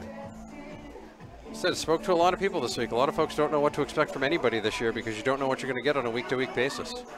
You know, you look at for example, look at a matchup right now like a Spruce Mountain and Wells. 2 years ago that was a Class B matchup. A couple of years ago there's a Class B matchup. Now that's a Class D South matchup. For the casual fan looking from the outside in, and they're trying to figure out why are these matchups being so different, or how can we really not know what to expect? It turns out that participation and class size, the sizes of these schools, is changing at such a rate that we do have to kind of shuffle up and reset the order so that there is some level of parity, understanding the number and the nature of kids that you're drawing from. So we're going to go through these different periods and see what is a team like Levitt look like in a lower class where they've, you know, competed pretty well with some of the best teams in the state. Well, it'll all iron itself out. But week 2 isn't quite the determination period yet. Week 3 or 4, I think you can really start making some strong predictions of what you would expect to see the year tie out at. What did you think of the story today where Trape and Washington Academy, that game, the 500-mile road trip in developmental Class C, not going to happen because Trape didn't have enough players. They had a foreign exchange student that got here a little late. A couple players were injured, and then one poor young man, his grandfather passed away, so he's going to be gone. And because it was a developmental league, MPA allowed them and gave them an exemption to forfeit that game, and they'll be able to continue with the rest of the season. They don't have to forfeit the rest of their season. They don't. No. Because, and only because they're in Class E. And so that's the only class that they're going to allow that in. I mean, right. look, we are not at the point where we should be discouraging whole groups of people to play the game of football. So correct. Anything that allows more people to keep playing, I am all for. I thought this was well done by the MPA to get that done. Yeah. Now, this isn't going to happen again in classes A through D. If somebody's short that week, then they're forfeiting. That's that. But you're going to have to deal with it as it's always been handled before. You've got to forfeit that game. You've got to forfeit the year. But when we're trying to develop the game and develop some of these down teams, down schools, and consider the circumstances. I mean, come on. Sometimes you're still. We've got to remember that life is much bigger, and family is far more important than what goes on in between the white lines and grass on a Friday night in high school football. Certainly, that's for sure, especially when something like that happens. Of course, you are watching and listening to the Game of the Week. Find it on YouTube, MBR Sports. Let's take a quick commercial break on the radio side of things. We'll keep it here on the video side of things. We'll be right back from the Spectrum Healthcare Partners Studios. We'll be right back.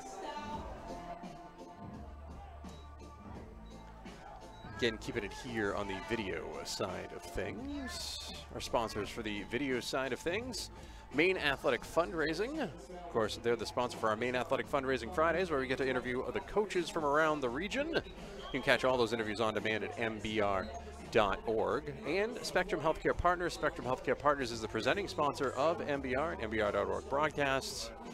Of course, you can find out more from them online. Go to spectrumhcp.com. That's spectrumhcp.com. Also proud sponsors of our Spectrum Spotlight series. Johnny Mailer does that from the sidelines, where he will record video highlights of this game, including post-game player of the game, and post that up online on the MBR Radio social media channels after the show. Find MBR Radio on Twitter for that and the post-game. I'm actually pretty encouraged by the way these teams are actually coming out and warming up. I'm not a very big proponent of static stretching, hold stretching, get in the circle, 10, 9, 8, all that stuff. These movement type protocols to get these guys ready for the second half of play. This is exactly what I like to see at this level. Good by both coaching staffs. I love it when kids try to get on camera. They're like, I can sing and dance. I'm like, I've watched the game. Thank all you. of the sounds, yeah. Right, yeah. That's how that goes. Like a magnet for it. Biddeford, 21. Brunswick, 12. About to get into the third quarter here in just a couple of moments. I think there's too much panic on the Brunswick side. They feel pretty good. Had enough stuff that's worked for them. There have been a couple of key penalties that have shot themselves in the foot with. So on their end, if they can clear up some of their discipline issues, they feel like they're right in this game, no question. I think on the Biddeford side, they feel like they're right on the edge of getting away from it. Well, just when I said I was happy about the stretching, we go into stretch and hold stretching. So they heard you.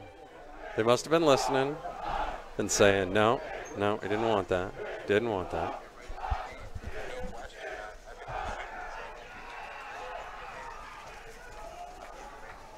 Teams are fired up and getting ready to get back at it. Halftime wrap it up. Camera guy got his hands warm, so he'll be all right.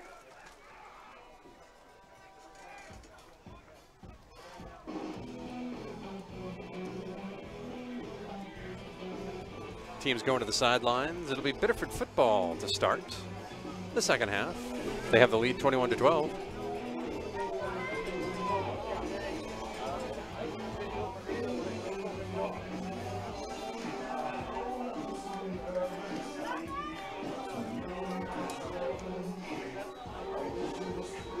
Kind of like Chavez Ravine here, huh? The crowd doesn't fill in until halftime. A little bit. I mean, we're really getting more and more people. I mean, the stands are starting to fill in. Interesting night here. Of course, when we got here, it just started raining. As soon as it's funny, as soon as I got here, the rain hit. Like, as soon as I pulled into the parking lot, Brought it with you. I saw 5 drops of rain hit my windshield, and I'm like, oh, okay. It's going to be that type of day.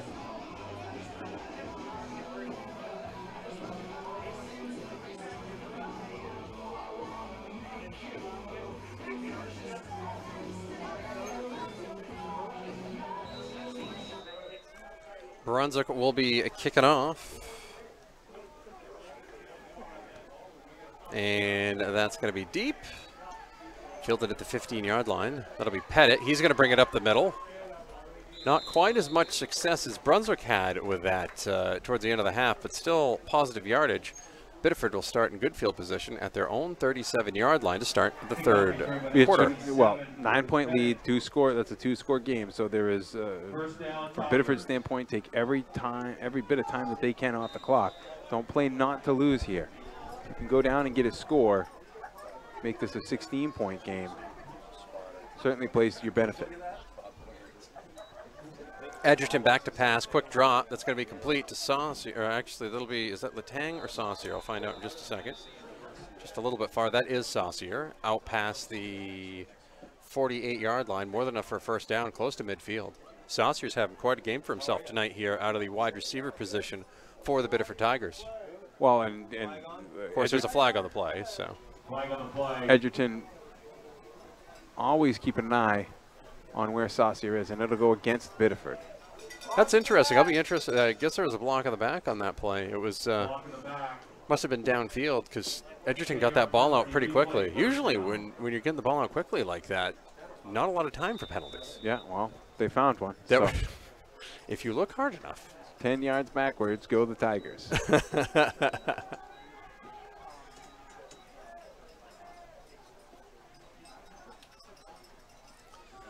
Pitch. It's going to go to Tang. He's going to get out past the 40, out to the 45. Just shy of the first down. Do you see any flags out there? Do not see any flags out there. Looks like they'll be all right. Looks like they're going to continue to move the chains. In 15, second down. Most of the first half, we saw Latang be used inside the tackles. That time, the pitch. We saw them use a pitch one time late in the first half. Pitch left for Latang.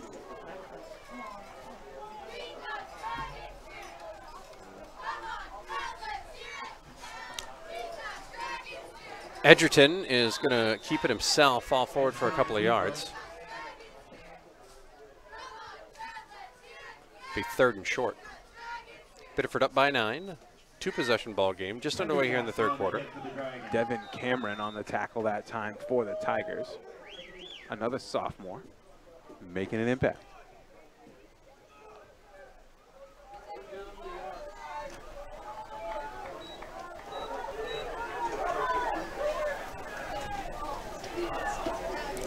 Edgerton sends a man in motion.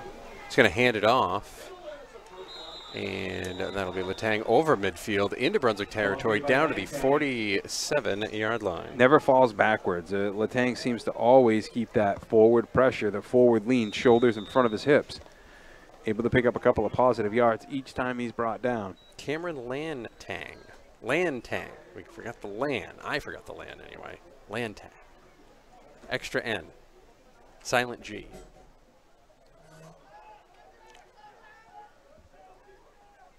.9:57 remaining in the third quarter. 1st and 10 for Biddeford at the Brunswick 48-yard line. That'll be a pitch to Lantang, and he is going to get stopped at the 49-yard line for a loss of 2, and that pitch didn't gain much. Lantang on the carry, loss of 2. Contacted early. That's going to be the key with him. If you can get to his ankles, get to him in the backfield, not long after he puts his fingers on the football, less likely he's going to break free.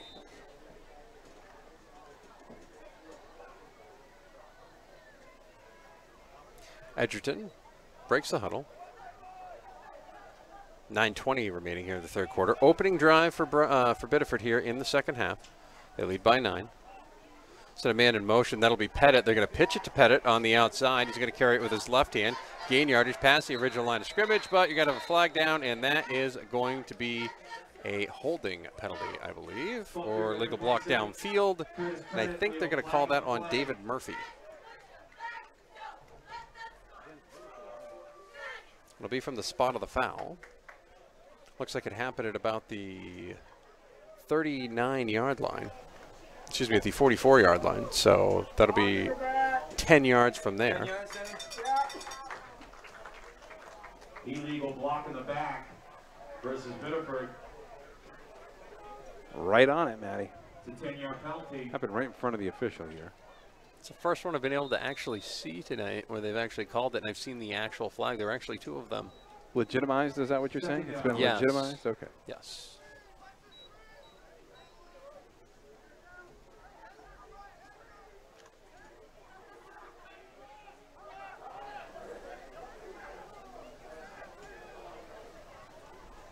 Second and 17 from back at the 46-yard line. Edgerton back to pass. He's now going to keep it himself. He's going to run it over midfield, out to the 45, and out of bounds. That'll stop the clock. Good gain there. Edgerton on the carry, run out of bounds by number 2, Dalton Dickey. That'll make it 3rd and 8. 3rd and 8.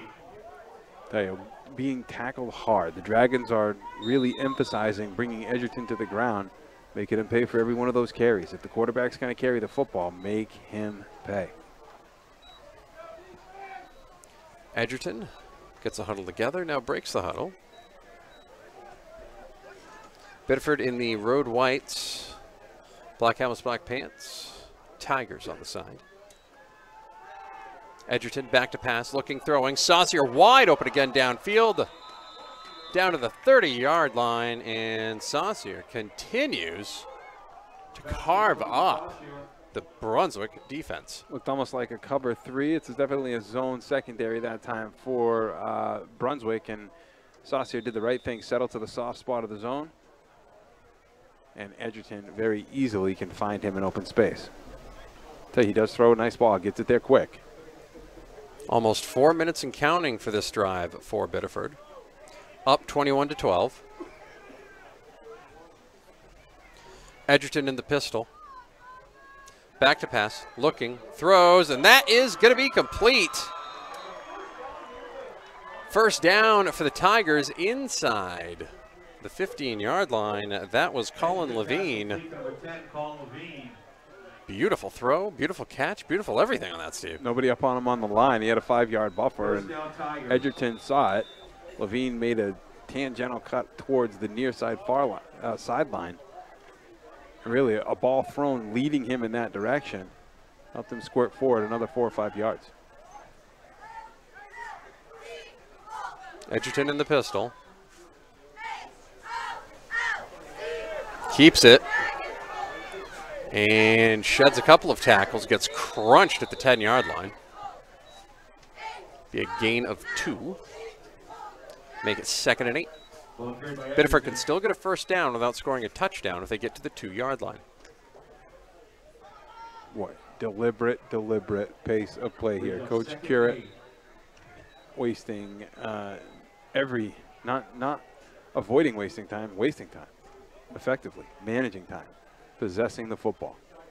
This drive is now approaching the 5-minute mark. Man in motion is Levine. Pass, Saucier, complete, slant, touchdown, Biddeford. Edgerton to Saucier again, and it is 27-12 with 6:54 remaining in the third quarter, and Biddeford doing whatever they want right now on the offensive side of the ball. Just not much of an answer. I mean, Biddeford had their way. It's what we expected when we saw Biddeford get the ball the last couple of possessions in the second quarter. Offensively, a lot of weapons out there, and Brunswick just can't seem to find the right mixture to contain them. Spalding will kick, hold down, kick up, kick, splits the uprights. 28-12.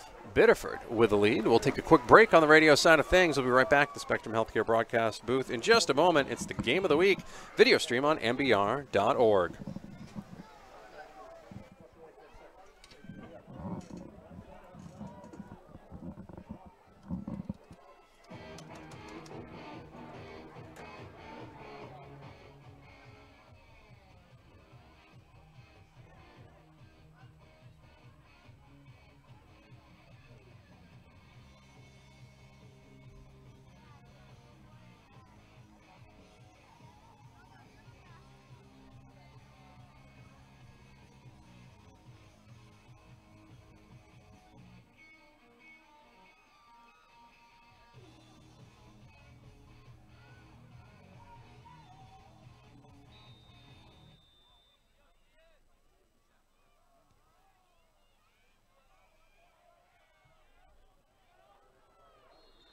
here at Brunswick High School for the game of the week. Video stream on MBR.org. You're listening on Sports Time 780, the all-new Sports Time 780, and Maine's Big Z 92.7. That kick is out of bounds. Fourth, fifth one we've seen go out of bounds here tonight. I believe that is the fourth. Lucky number 4, and they're going to take that on the 35-yard line. Brunswick will take it with their Dragon ball for 35. field position right there. 28-12, Biddeford over Brunswick. Brunswick got snuffed out at the goal line to end the first half, and that continues to be a thorn. Handoff. Gain a little. That'll be Richardson. Gain of 3, 2nd and 7. Owen Richardson on the carry. Richardson brings it up just shy of the 40-yard line. Not the big holes that we saw get formed early in this first quarter. Friedman and Gagnon up front. Gonna have to do the heavy work to create some lanes for some of these skill guys in the Dragons. Girardin with the pitch. It's a nice play up the middle, but gets snuffed out by Lantang. So there's a great example of the line doing its job, executing, opening up a lane for DeMars, but it's Lantang that blows up the play. That's good linebacking play from him. You got to credit the Tigers. That's why it's called linebacker, because he actually backed the line there. That's right. He had their backs. Responsible for the backs. Under 6 minutes remaining in the third quarter. Brunswick trails 28-12. Handoff is going to go to Richardson, and I think he's going to get just enough for the first down up past the 45-yard line. They're going to stop it and move the chains, and that was some pretty tough running there by Richardson. Yeah, boy, it's almost like he knew right where he needed to get to. Just kind of kept churning once he got to that 45-yard line. Able to collect a new set of downs, so they will move the chains. It's a key drive here for Brunswick, Matty. They've got to get away from this drive with some points on the board here to keep this 16-point game within reach. 1st and 10, 5:20 remaining in the first half, in the third quarter, excuse me. Richardson up the middle. He's going to find some running room. Bursts up the middle, breaks through, hangs onto the football just shy of the 20-yard line. Big play, no flags. Brunswick's in business. Number 22, Owen Richardson. Owen Richardson with a heck of a play. Been having trouble with his helmet all night. I don't know if his chin strap's not tightened down tight enough or what, but he's lost his helmet a bunch of times tonight.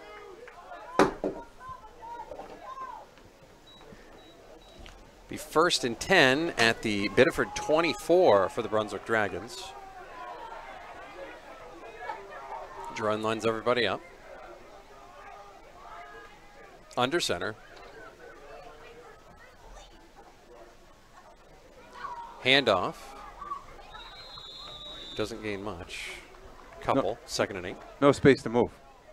No lanes to run in, no space to move. He's just running right into the backs of his old linemen. That was Dickey with the run.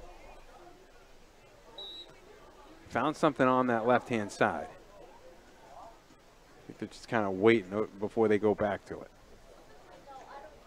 Brunswick's plays have all been in big bursts tonight. Biddeford's had a couple big plays of their own.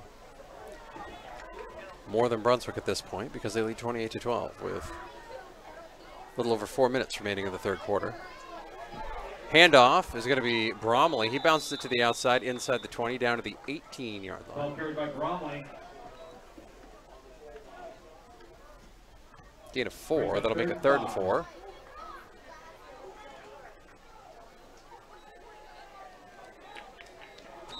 Not picking up huge amounts of yardage here, but Brunswick is certainly moving the football down the field. Got to be happy with that. Got to get to the, it looks like the 14-yard line for a first down. Girardin under center. Pitch, Richardson. He has a blocker on the outside. If he follows him, he's got it. He cuts it back up into the end zone. Touchdown, Dragons. Owen Richardson from 18 yards out, and the Dragons trail 28-18. Two big runs on that drive were off the left-hand side, and once again, Richardson breaking it out to the left tackle, able to cut back up the field and high step into the end zone. I'll tell you, a huge touchdown there. This 2-point conversion makes it a single score game. Hasn't been that way since the first quarter, Matty. See what happens here on the 2-point conversion. And I think he's going to get it as the handoff is good as DeMars follows his blockers into the end zone, 28-20. And Steve, once again, with a foresight as Brunswick has made it a one-score game for the first time in a long time with 3 minutes and 28 seconds remaining in the third quarter. How about that? Yes. Right there, live and in color. 3 minutes and 28 seconds to go. Also, it's 328.3, by the way. I just want to point that out to you. There's more than 1-3 and more than 128 on that board, I'll tell you that. Poor clock guy's like, why is he taking a photo of my board? Like, I'll explain it. I'll have to explain it after the game. That's right. There's a reason. There is a reason. Brunswick right back in this one, and now how big is that possession, I mean, that series at the end of the first half? Look, they went down in a minute and a half. The tale of a couple of different drives there. You've got Biddeford, who uses 6 minutes and change on the clock when they collect the football, and then just a couple of minutes for Brunswick to go down and score. So fact of the matter is now you've got to turn it up defensively if you're Brunswick and see if you can't get a stop. They haven't been able to slow down even this Tigers offense. See if they can keep the kick in bounds. Baby steps. They're going to go with an onside kick. I think he got it. No? And Biddeford fielded it. That was an excellent play there by number 12, Tommy Thompson, who was basically the one-man hands team there, Steve. It was Tommy Thompson or it's Brunswick football. That's one of those cases where he didn't have too much time to think about it, and that's a good thing. Right. Because he could just react. But the negative, you're giving Biddeford fantastic field position. Which is exactly not what they need.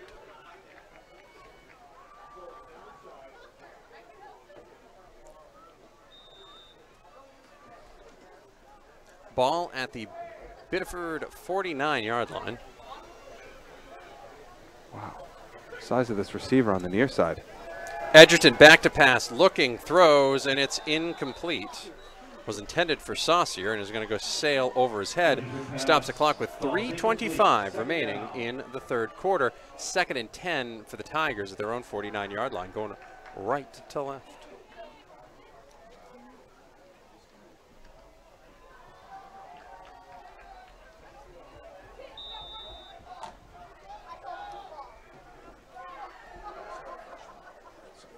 I can imagine they're just going to hand the ball. I mean, play with the lead. I think this is when you run into that really, really dangerous territory of trying to play too safe.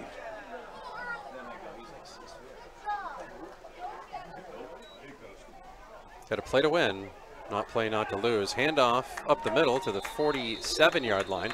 Be a gain of 4. 2nd and 6. 2nd and 6. Brunswick's looking for a late hit. Didn't get one. No, they're not going to get it. So it'll be 3rd and long here. Got to imagine they'll go to the air again. Keep an eye on Saucier. 4. 3rd down. Lantain with a tough yardage there. He's not finding quite as much sledding as he did last week, but he's still being effective for Biddeford. They're up 28-20. 3rd down, Edgerton under pressure, rolls out. Now he's going to run it himself, and he's going to get the first down the sidelines, inside the 35 and out at the Brunswick 33-yard line. Credit the secondary for Brunswick because they did a much better job covering the receivers down the football field. That just made it so that Edgerton had a ton of space to work with, and he could scamper on down and pick up a first down. Saucier now has to come off the field. He limps off. That's a big loss for the Biddeford offense. He's been having his way with the secondary this evening. Able to get off under his own power, so we'll see whether or not he's tested out over there on the sideline.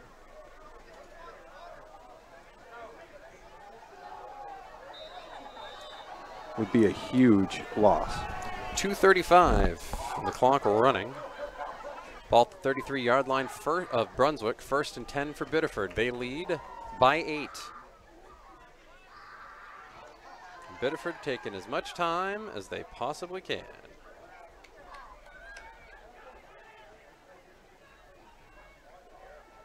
Back to pass. Edgerton looking. Throws, and it is going to be caught for a touchdown! Are you kidding me? Are you kidding me? Pettit went up in traffic and came down with it. 3 guys. Flag is down. I don't know if it's going to be unsportsmanlike after the play or what, but my goodness. Yeah, I think Pettit had trouble containing his excitement for being able to go up and make such an incredible catch there up in traffic. 3 other guys, and that's exactly what it was, unsportsmanlike against Biddeford. That's after the play, however, so that's just going to affect the extra point. 34-20, Biddeford with the lead. Goodness. So we've seen the hook and ladder so far. By the way, that's going to be, I guess they're going to assess that on the kickoff? Yeah. All right. Yeah. See, I would have done it on the extra point. Yeah. That's when it's important. Far more critical here.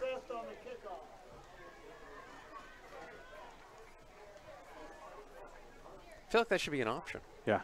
Give him a choice. Kick is away. Kick is good.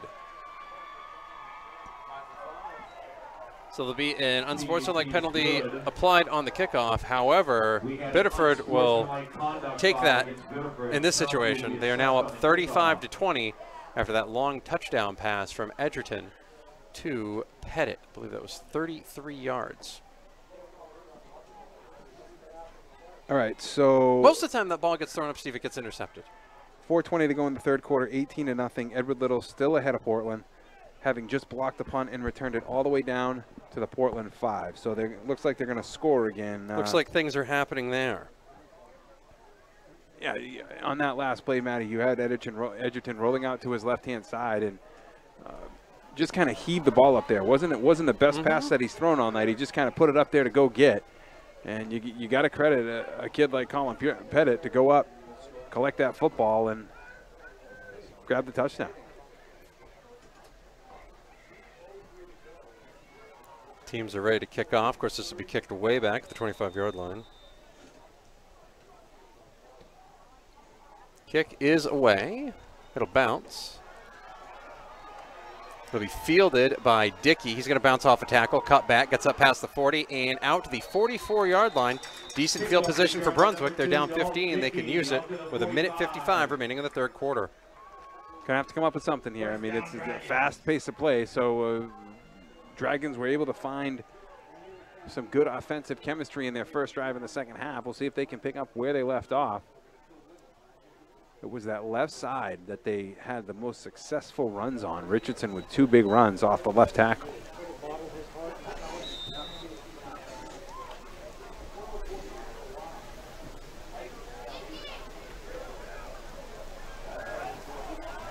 Girardin gets under center. Down 15. Still plenty of time. Pitch. Bromley heaves it up the middle. Gets a gain 2. 2nd and 8. Bromley on the carry. Very quiet on the Brunswick side of things here after that play. Not a whole lot to take in. You get a little bit taken aback when you see one big play after another. It tends to take the wind right out of your sails. Girardin under center. Handoff.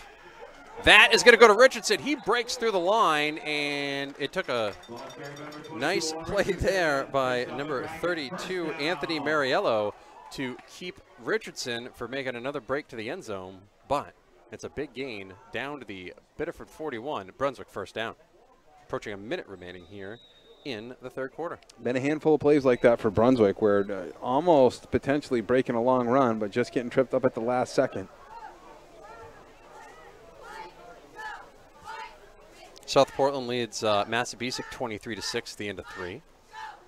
Girardin was going to hand it off. Instead, he's going to bounce it to the outside and try to get back to the line of scrimmage, and he is going to get taken down. Edgerton was going to finish him off. There was some good, solid Opal Field tackling there as well to draw that play out by Colin Pettit from Biddeford. Just didn't have anywhere to go. Too many people around him and trying to create space. You wonder if he hands that ball off or makes the cut up the field a little bit quicker. Instead, he kind of circled the drain. Sometimes when you run east and west, just putting on some mileage on your card. Bonnie Eagle leads Wyndham 41-7 in the 3rd quarter. That's going to be a run up the middle. Richardson on the carry. Richardson on the carry. That's going to make it 3rd and 9. And that's going to end the 3rd quarter. With the end of the 3rd quarter, we'll take a break on the radio side of things. We'll also take a break on the video side of things. 35-20, Biddeford leads. We'll be right back on the game of the week. Falmouth Orthopedic Center. Central Maine Orthopedics. OA Centers for Orthopedics.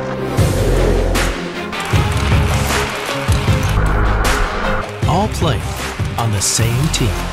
Maine's top orthopedic practices have joined forces for more efficient and affordable orthopedic care. Introducing Spectrum Orthopedics.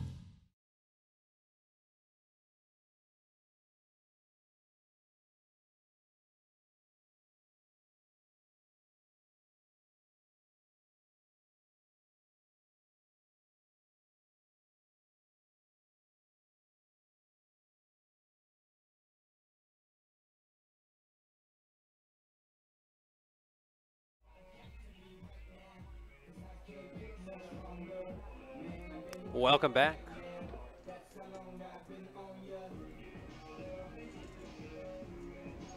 It's the MBR game of the week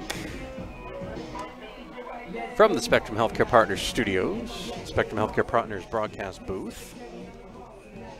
Of course, you can catch this game on the radio as well on Maine's Big Z 92.7 and on Sports Time 780. After 3 quarters of play, Everett Little 24, Portland 8. Just that simple.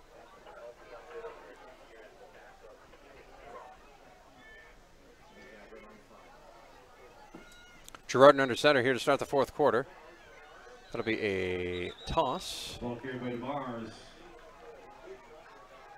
And that was to DeMars, and he didn't gain much. It's going to be 4th and long at the 38-yard line of Biddeford. 35-20, Brunswick trails here in the 4th.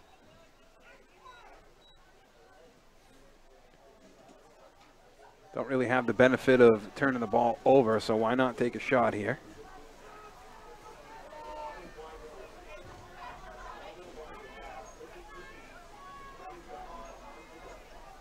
Girardin takes a snap, back to pass, looking, throws, has a man, and uncork that just a little early, incomplete.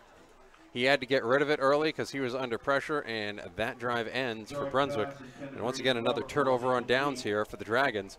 Biddeford takes over with 11 minutes and 14 seconds remaining in the 4th quarter and a 15-point lead.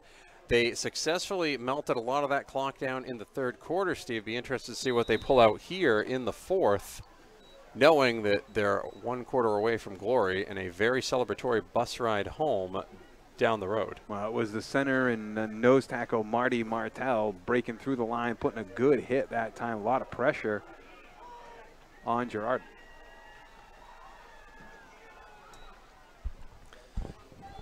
Handoff.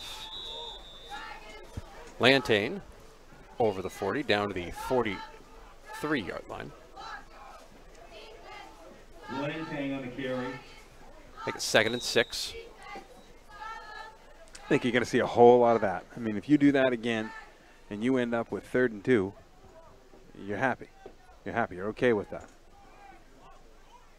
And they're going to take every second until that back judge says you got 5 seconds. Really got to start thinking right now, if you're Brunswick, about stripping the football, punching the football loose, trying to force a turnover.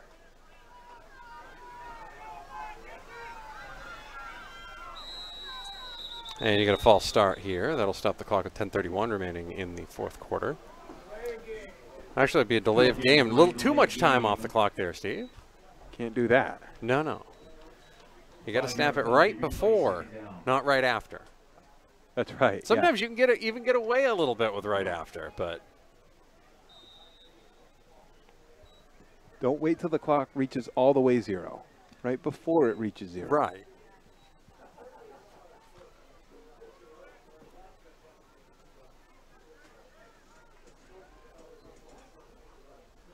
Edgerton in the pistol. Back to pass. Under pressure. Throws Saucier. Incomplete. That'll stop the clock with 10:27 remaining. That sets up a third down. Interesting play call on that one, Steve. They've been far more clock conscious to this point than throwing a pass like that. It is a questionable play call. It goes back to the confidence that Coach Curate has in Edgerton. He feels supremely confident in his ability to deliver the football down the field. So far, he has delivered in this one, especially on that last drive, 35-20. Back to pass, looking, has a man. It's Murphy, and it's intercepted. Threw it up into double coverage, and eventually, when you gamble, sometimes the dealer gets blackjack. And that was Noah Goddard who went up and got that, and that's going to change things around. Dragons will take over at the 36-yard line. First and 10, 10:19 remaining in the fourth quarter for Brunswick. They trail 35-20. Nice play that time. Receiver got a little bit of separation, but Goddard closed the gap, went up and got the football. Ball kind of hung there for a little bit. Handoff's going to be to Richardson. He goes up the middle. He's breaking tackles. Edgerton's going to stand him up past the 40, and they're just going to keep letting that play go. Finally blow it dead, back, and they'll give him forward progress up to the 41-yard line. Ball carried by Richardson. Just shy of the 42. Well, you get the sense that Biddeford is not overly concerned with what the Dragons are coming at them with offensively. They feel pretty confident that they can keep the Dragons in front of them fairly well, keep them out of the end zone, or at least make them take a whole bunch of time. They've inside of 10 minutes now left in this game to make up 15 points. Fast touchdown run is still a fast play, though. Yeah, very true. 35-20, Biddeford with the lead. On the game of the week, back to pass. Girardin throws off his back foot. That's going to be complete to Richardson. He's open and in the open field, and his jersey was the only thing that kept him tackled there, as Lantane was the one who kept him from going any further. Instead, he gets taken down at the Biddeford 41-yard line, and it's a first down for Brunswick. Richardson wears 22, and he grabbed him right in between the 2 and the 2. Hung on with the left hand, still able to bring him down to the turf. And if he doesn't, there's a good chance that Richardson marches well into the red zone for the Dragons. Left side again. Girardin sends man in motion and then pitches it as well. Bromley? Yeah, that was Bromley. 6-yard gain, make it 2nd and 4. Boy, they continue to rush the edges just like that. Just take a straight line, 5 yards down the field, and beat the guys to a spot. And Biddeford's struggling to actually match that kind of offensive progression. So far, Brunswick able to pick up 4 and 5 yards pretty consistently here.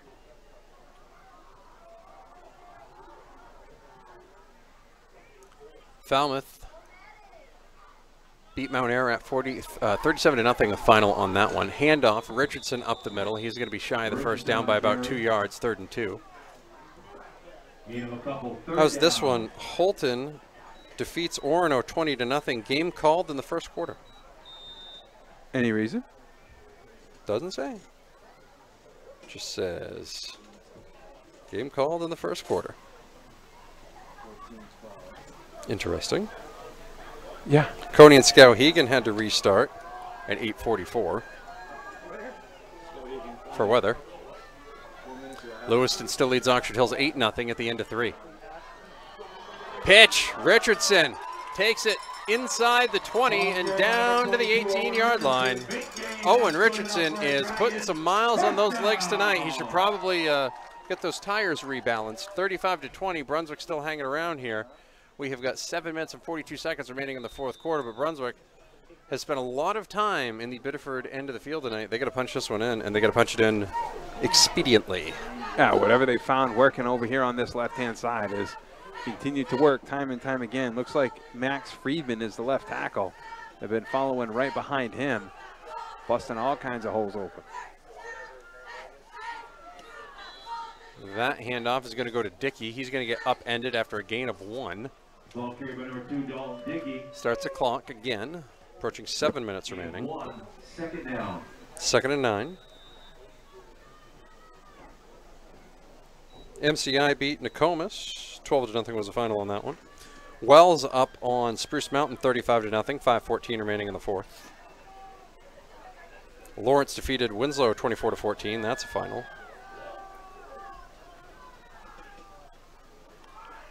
That's going to be DeMars. He's going to be following blockers inside the 10 into the 5. Touchdown, Dragons. Alex DeMars from 18 yards out, and the Dragons still hanging around, 35-26. Tell you, for a team that didn't score any points last week, the Dragons have really put their offense together here tonight and have spread the wealth and done a nice job marching up and down the football field, attacking the weakness that Biddeford has allowed them to attack. And that time DeMar is able to cut through, make a nice play. Again, all set by the tone of the offensive line up front. Girardin for the important 2-point conversion, and DeMars is going to end up with it again. And we're back to a 1-score game, 35-28. Biddeford. There are 6 minutes and 40 seconds remaining in this one. And now it's up to the Brunswick defense to come up with a big stop here in the fourth quarter. Saw Biddeford open this second half of play with a 5-6 minute drive. They can certainly take their time and chew all this time off the clock. Playing with that 7-point lead helps them as well. But I'll tell you what, credit to this Brunswick Dragons football team. They have not allowed themselves to be put out of this game. They are squarely in it here with 6.5 minutes to go. Through 3 quarters of play, Freiburg Academy leads York 19-0. A lot of shutouts, a lot of big number to nil. Yeah.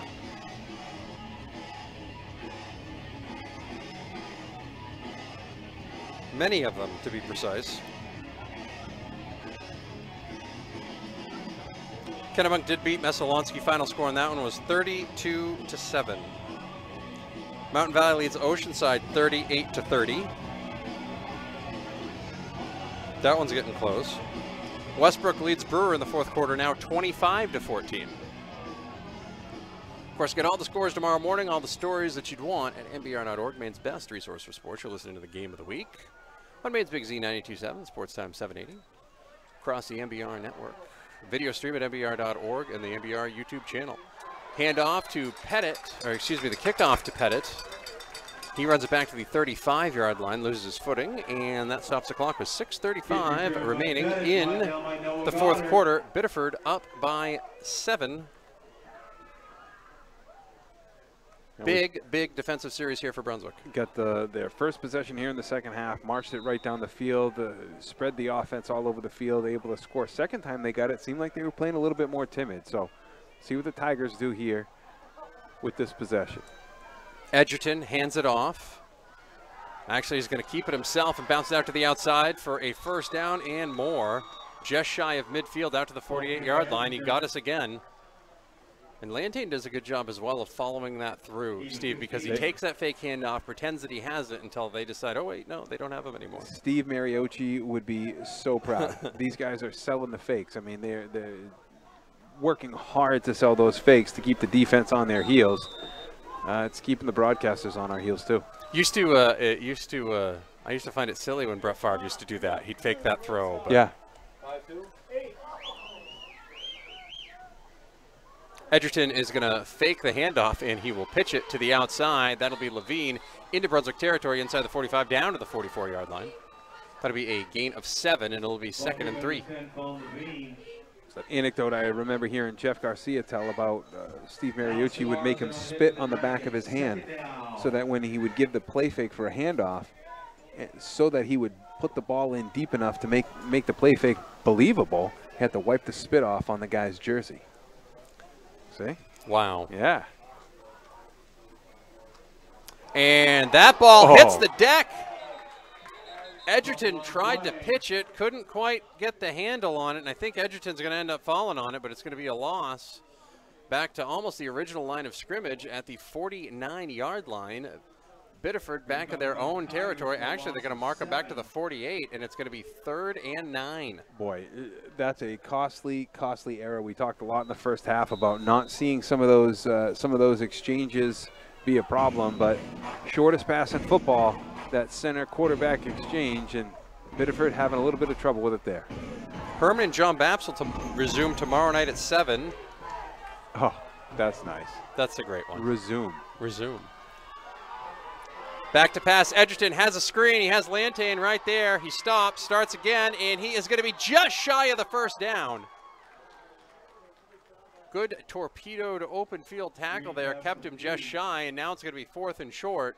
And with under 5 minutes remaining in the 4th quarter, approaching 4.5 minutes remaining, let's see what Biddeford does. Is Brunswick within a touchdown? And they're going to kick it. Or fake it. Or, yeah. Or some sort of shenanigan. Someone call shenanigans. Punt formation. Tell you, dangerous return game here for the Dragons. Got to stay on side here, too. Dickey's back to return it. Don't run into the kicker. Kick is away. Dickey's going to let that bounce. It will take a Brunswick roll back to the 18-yard line. 17-yard line, and that is where Brunswick will take over. 1st and 10 Brunswick. 4 minutes, 5 seconds remaining. 35-28. Biddeford with a lead over Brunswick here at Brunswick. Dragons looking to avoid going 0-2 to start their year. Biddeford looking to go to a sterling 2-0. With 4:55 to go in the 4th quarter, Portland has pulled a little bit closer. It's 24-16 now. Edward Little over the Bulldogs.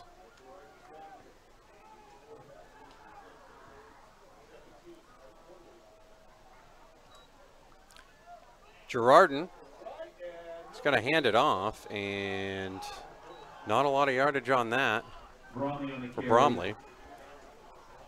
No gain, 2nd down. Still 2nd and 10. Lewiston still leads Oxford Hills 8-0 with 5:21 remaining in the 4th quarter. Shutting Oxford Hills out, huh? Mm-hmm. Heard Coach Nicholas earlier on the B list today talk about some of the things they plan to do defensively to force the hand a little bit of Oxford Hills. Sounds like it's working. Under 3.5 minutes remaining, 35-28, Biddeford with the lead. Girardin rolls out to his left, looking, and is not going to get out of bounds, and is actually going to lose yardage. I think he's going to lose about 2 on that play. It's going to be 3rd and long, under 3 minutes remaining. 3rd down. Urgency starting to really build now, and you can see it looks like Brunswick's pressing a little bit. Closest they've been since the 1st quarter again. Just 7 points. The closest they've been since the first touchdown.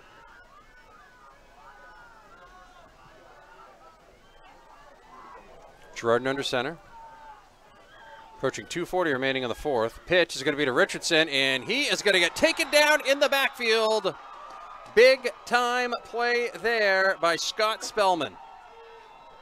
Wow. Well, and completely disrupting the pattern. I mean, to me, it's strange that Brunswick has had as much success as they have had running off the left-hand side, running behind Friedman over to the left, and then when they need it, when they need that number, going to the right-hand side. Jacob Blanchard scores from 30 yards out. Mountain Valley leads Oceanside 44-30. 6 minutes left in that one. punt by Brunswick is away. We are under 2 minutes remaining in the fourth quarter. That's going to take a beautiful roll if you're a Brunswick fan. And that'll stop at the 46-yard line of Biddeford. Stops the clock with a minute 53 remaining. Biddeford Tigers take it over, and 1 first down, and they can pretty much wrap it up. Yeah, I guess Brunswick will probably burn through a couple of timeouts, Yeah. at least make them snap the football. We have seen them struggle with that a little bit. I believe they've got all three here in the second half. They haven't taken one. I would concur with you, Matty B. The pace in this second half has been completely different.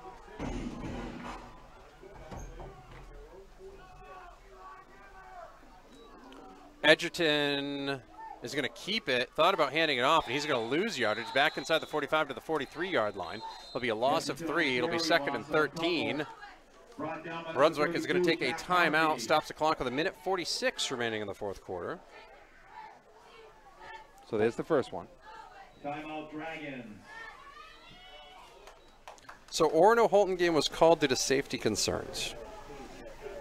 Safety Now, does that mean that someone like lightning, like or lightning, or they ran out of players? I don't know what happened there.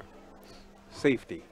Scarborough leads Sanford 49-15 with a minute 53 left in that one. Again, final on Kennebunk-Messalonskee. Kennebunk 32, Messalonskee 7.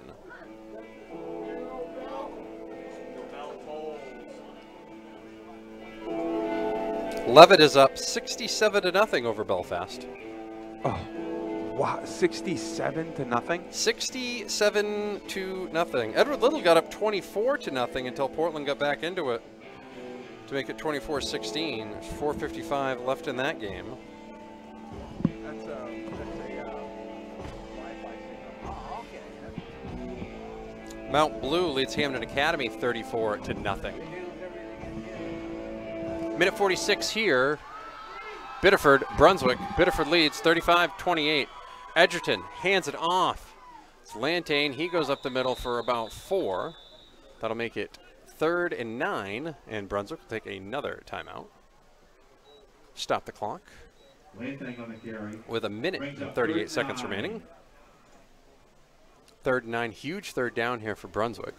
If you know you're taking 3 timeouts like this in a row, do you tell your guys, hey guys, don't take a big sip of water the first time? Don't slug water all 3 times that I come out here. You guys are going to be waterlogged. You know, that's a really good point. Never Right? thought of that. Do you need back-to-back waters? Right.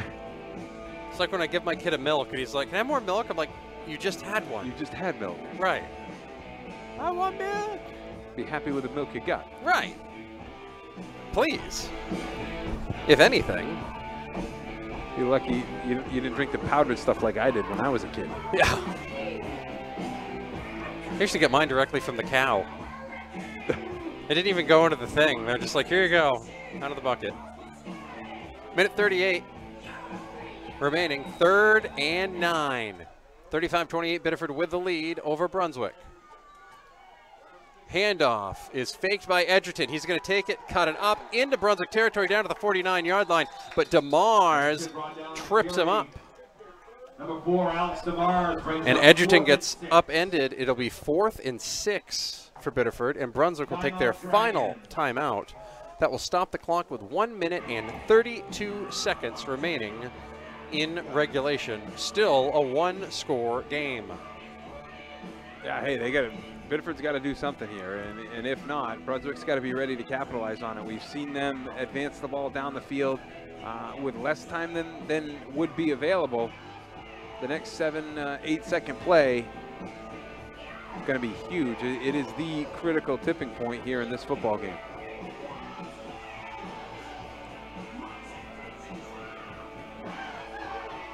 I got to imagine Coach Currett going to do, I mean, the odds play here is to run the ball. It's a much safer way to protect the football.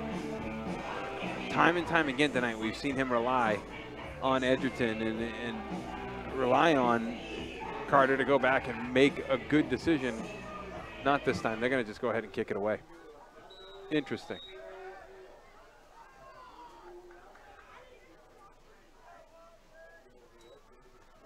Snap is away. They did not run into the punter. They did run into the punter. Yes, they did. And will it be roughing? That's the question. If it's roughing, it's different. If it's running into, it's just the 5. We'll see what happens here. Punter's down, flag on the play.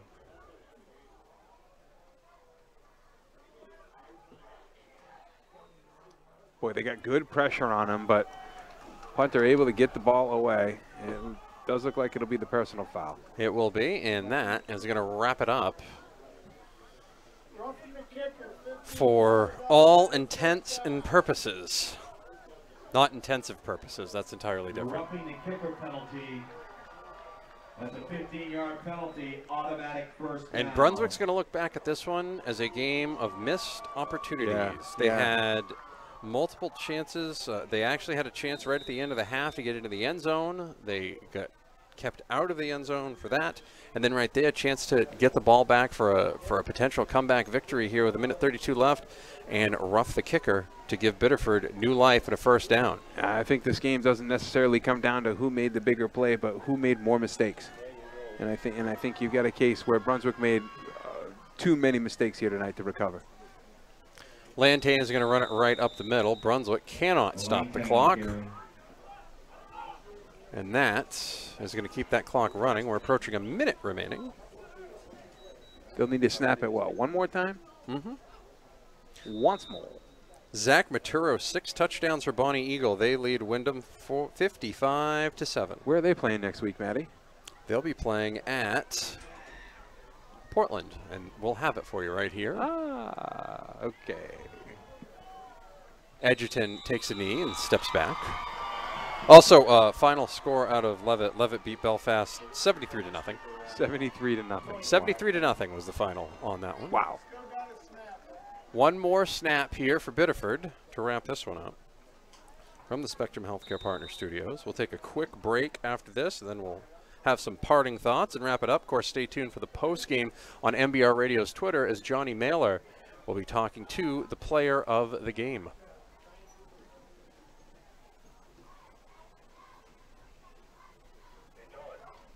Edgerton waiting to snap it until he absolutely has to. He does, and that will do it. Your final score, Biddeford Tigers 35, Brunswick 28. We'll take a quick break. We'll give our sponsors one more mention here on the radio side of things. We'll be right back. Hey, see you in a couple weeks. Join the Dragons next Friday night as they travel to Augusta to take on the Coney Rams, 7 p.m. Attention please, we have a vehicle that needs to be moved immediately. License plate Lemonade needs to be moved immediately.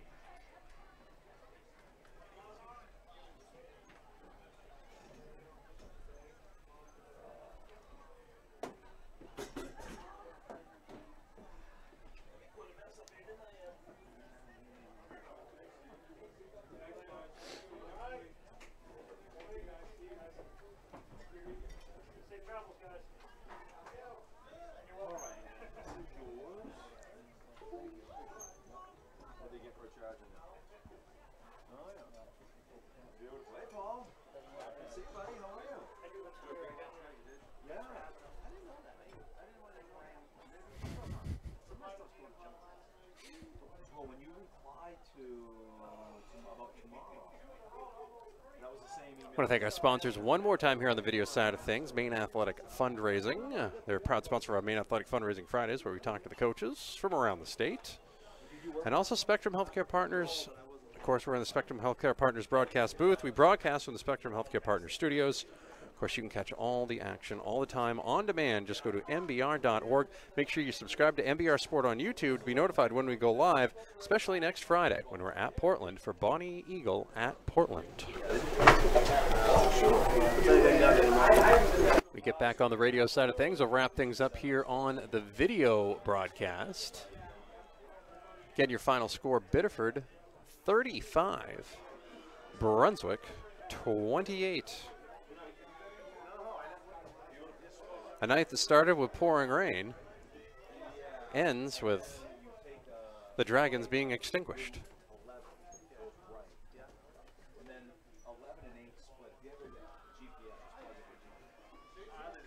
Teams meeting. Of course, Biddeford meeting between the 40 and 35-yard line.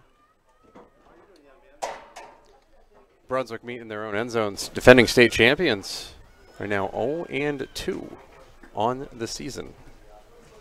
Gonna have to respond. You got to shuffle up and deal when you face adversity early like that in a season like this. And I know expectations might have been a little bit different. Coach Cooper certainly had his own expectations, and they're gonna have to go back to the drawing board here for week 3. Have to give. I would have to give Edgerton player of the game in this one. Although there's quite a few folks you could probably give it to. I'm going to give it to Edgerton in this situation. Edgerton is the guy. I think the just relied on his shoulders and sort of sat on his back all night. Carter Edgerton, junior quarterback, also did some great things on the defensive side of the ball, out of the safety spot. Yeah, big interception. Big interception, also a couple of big tackles as well, open field tackles that I thought snuffed out big plays. Brunswick, they definitely improved over last week. Still got probably a little further to go, and I'm sure Coach Cooper will tell you that, and they'll try to get it corrected for next week.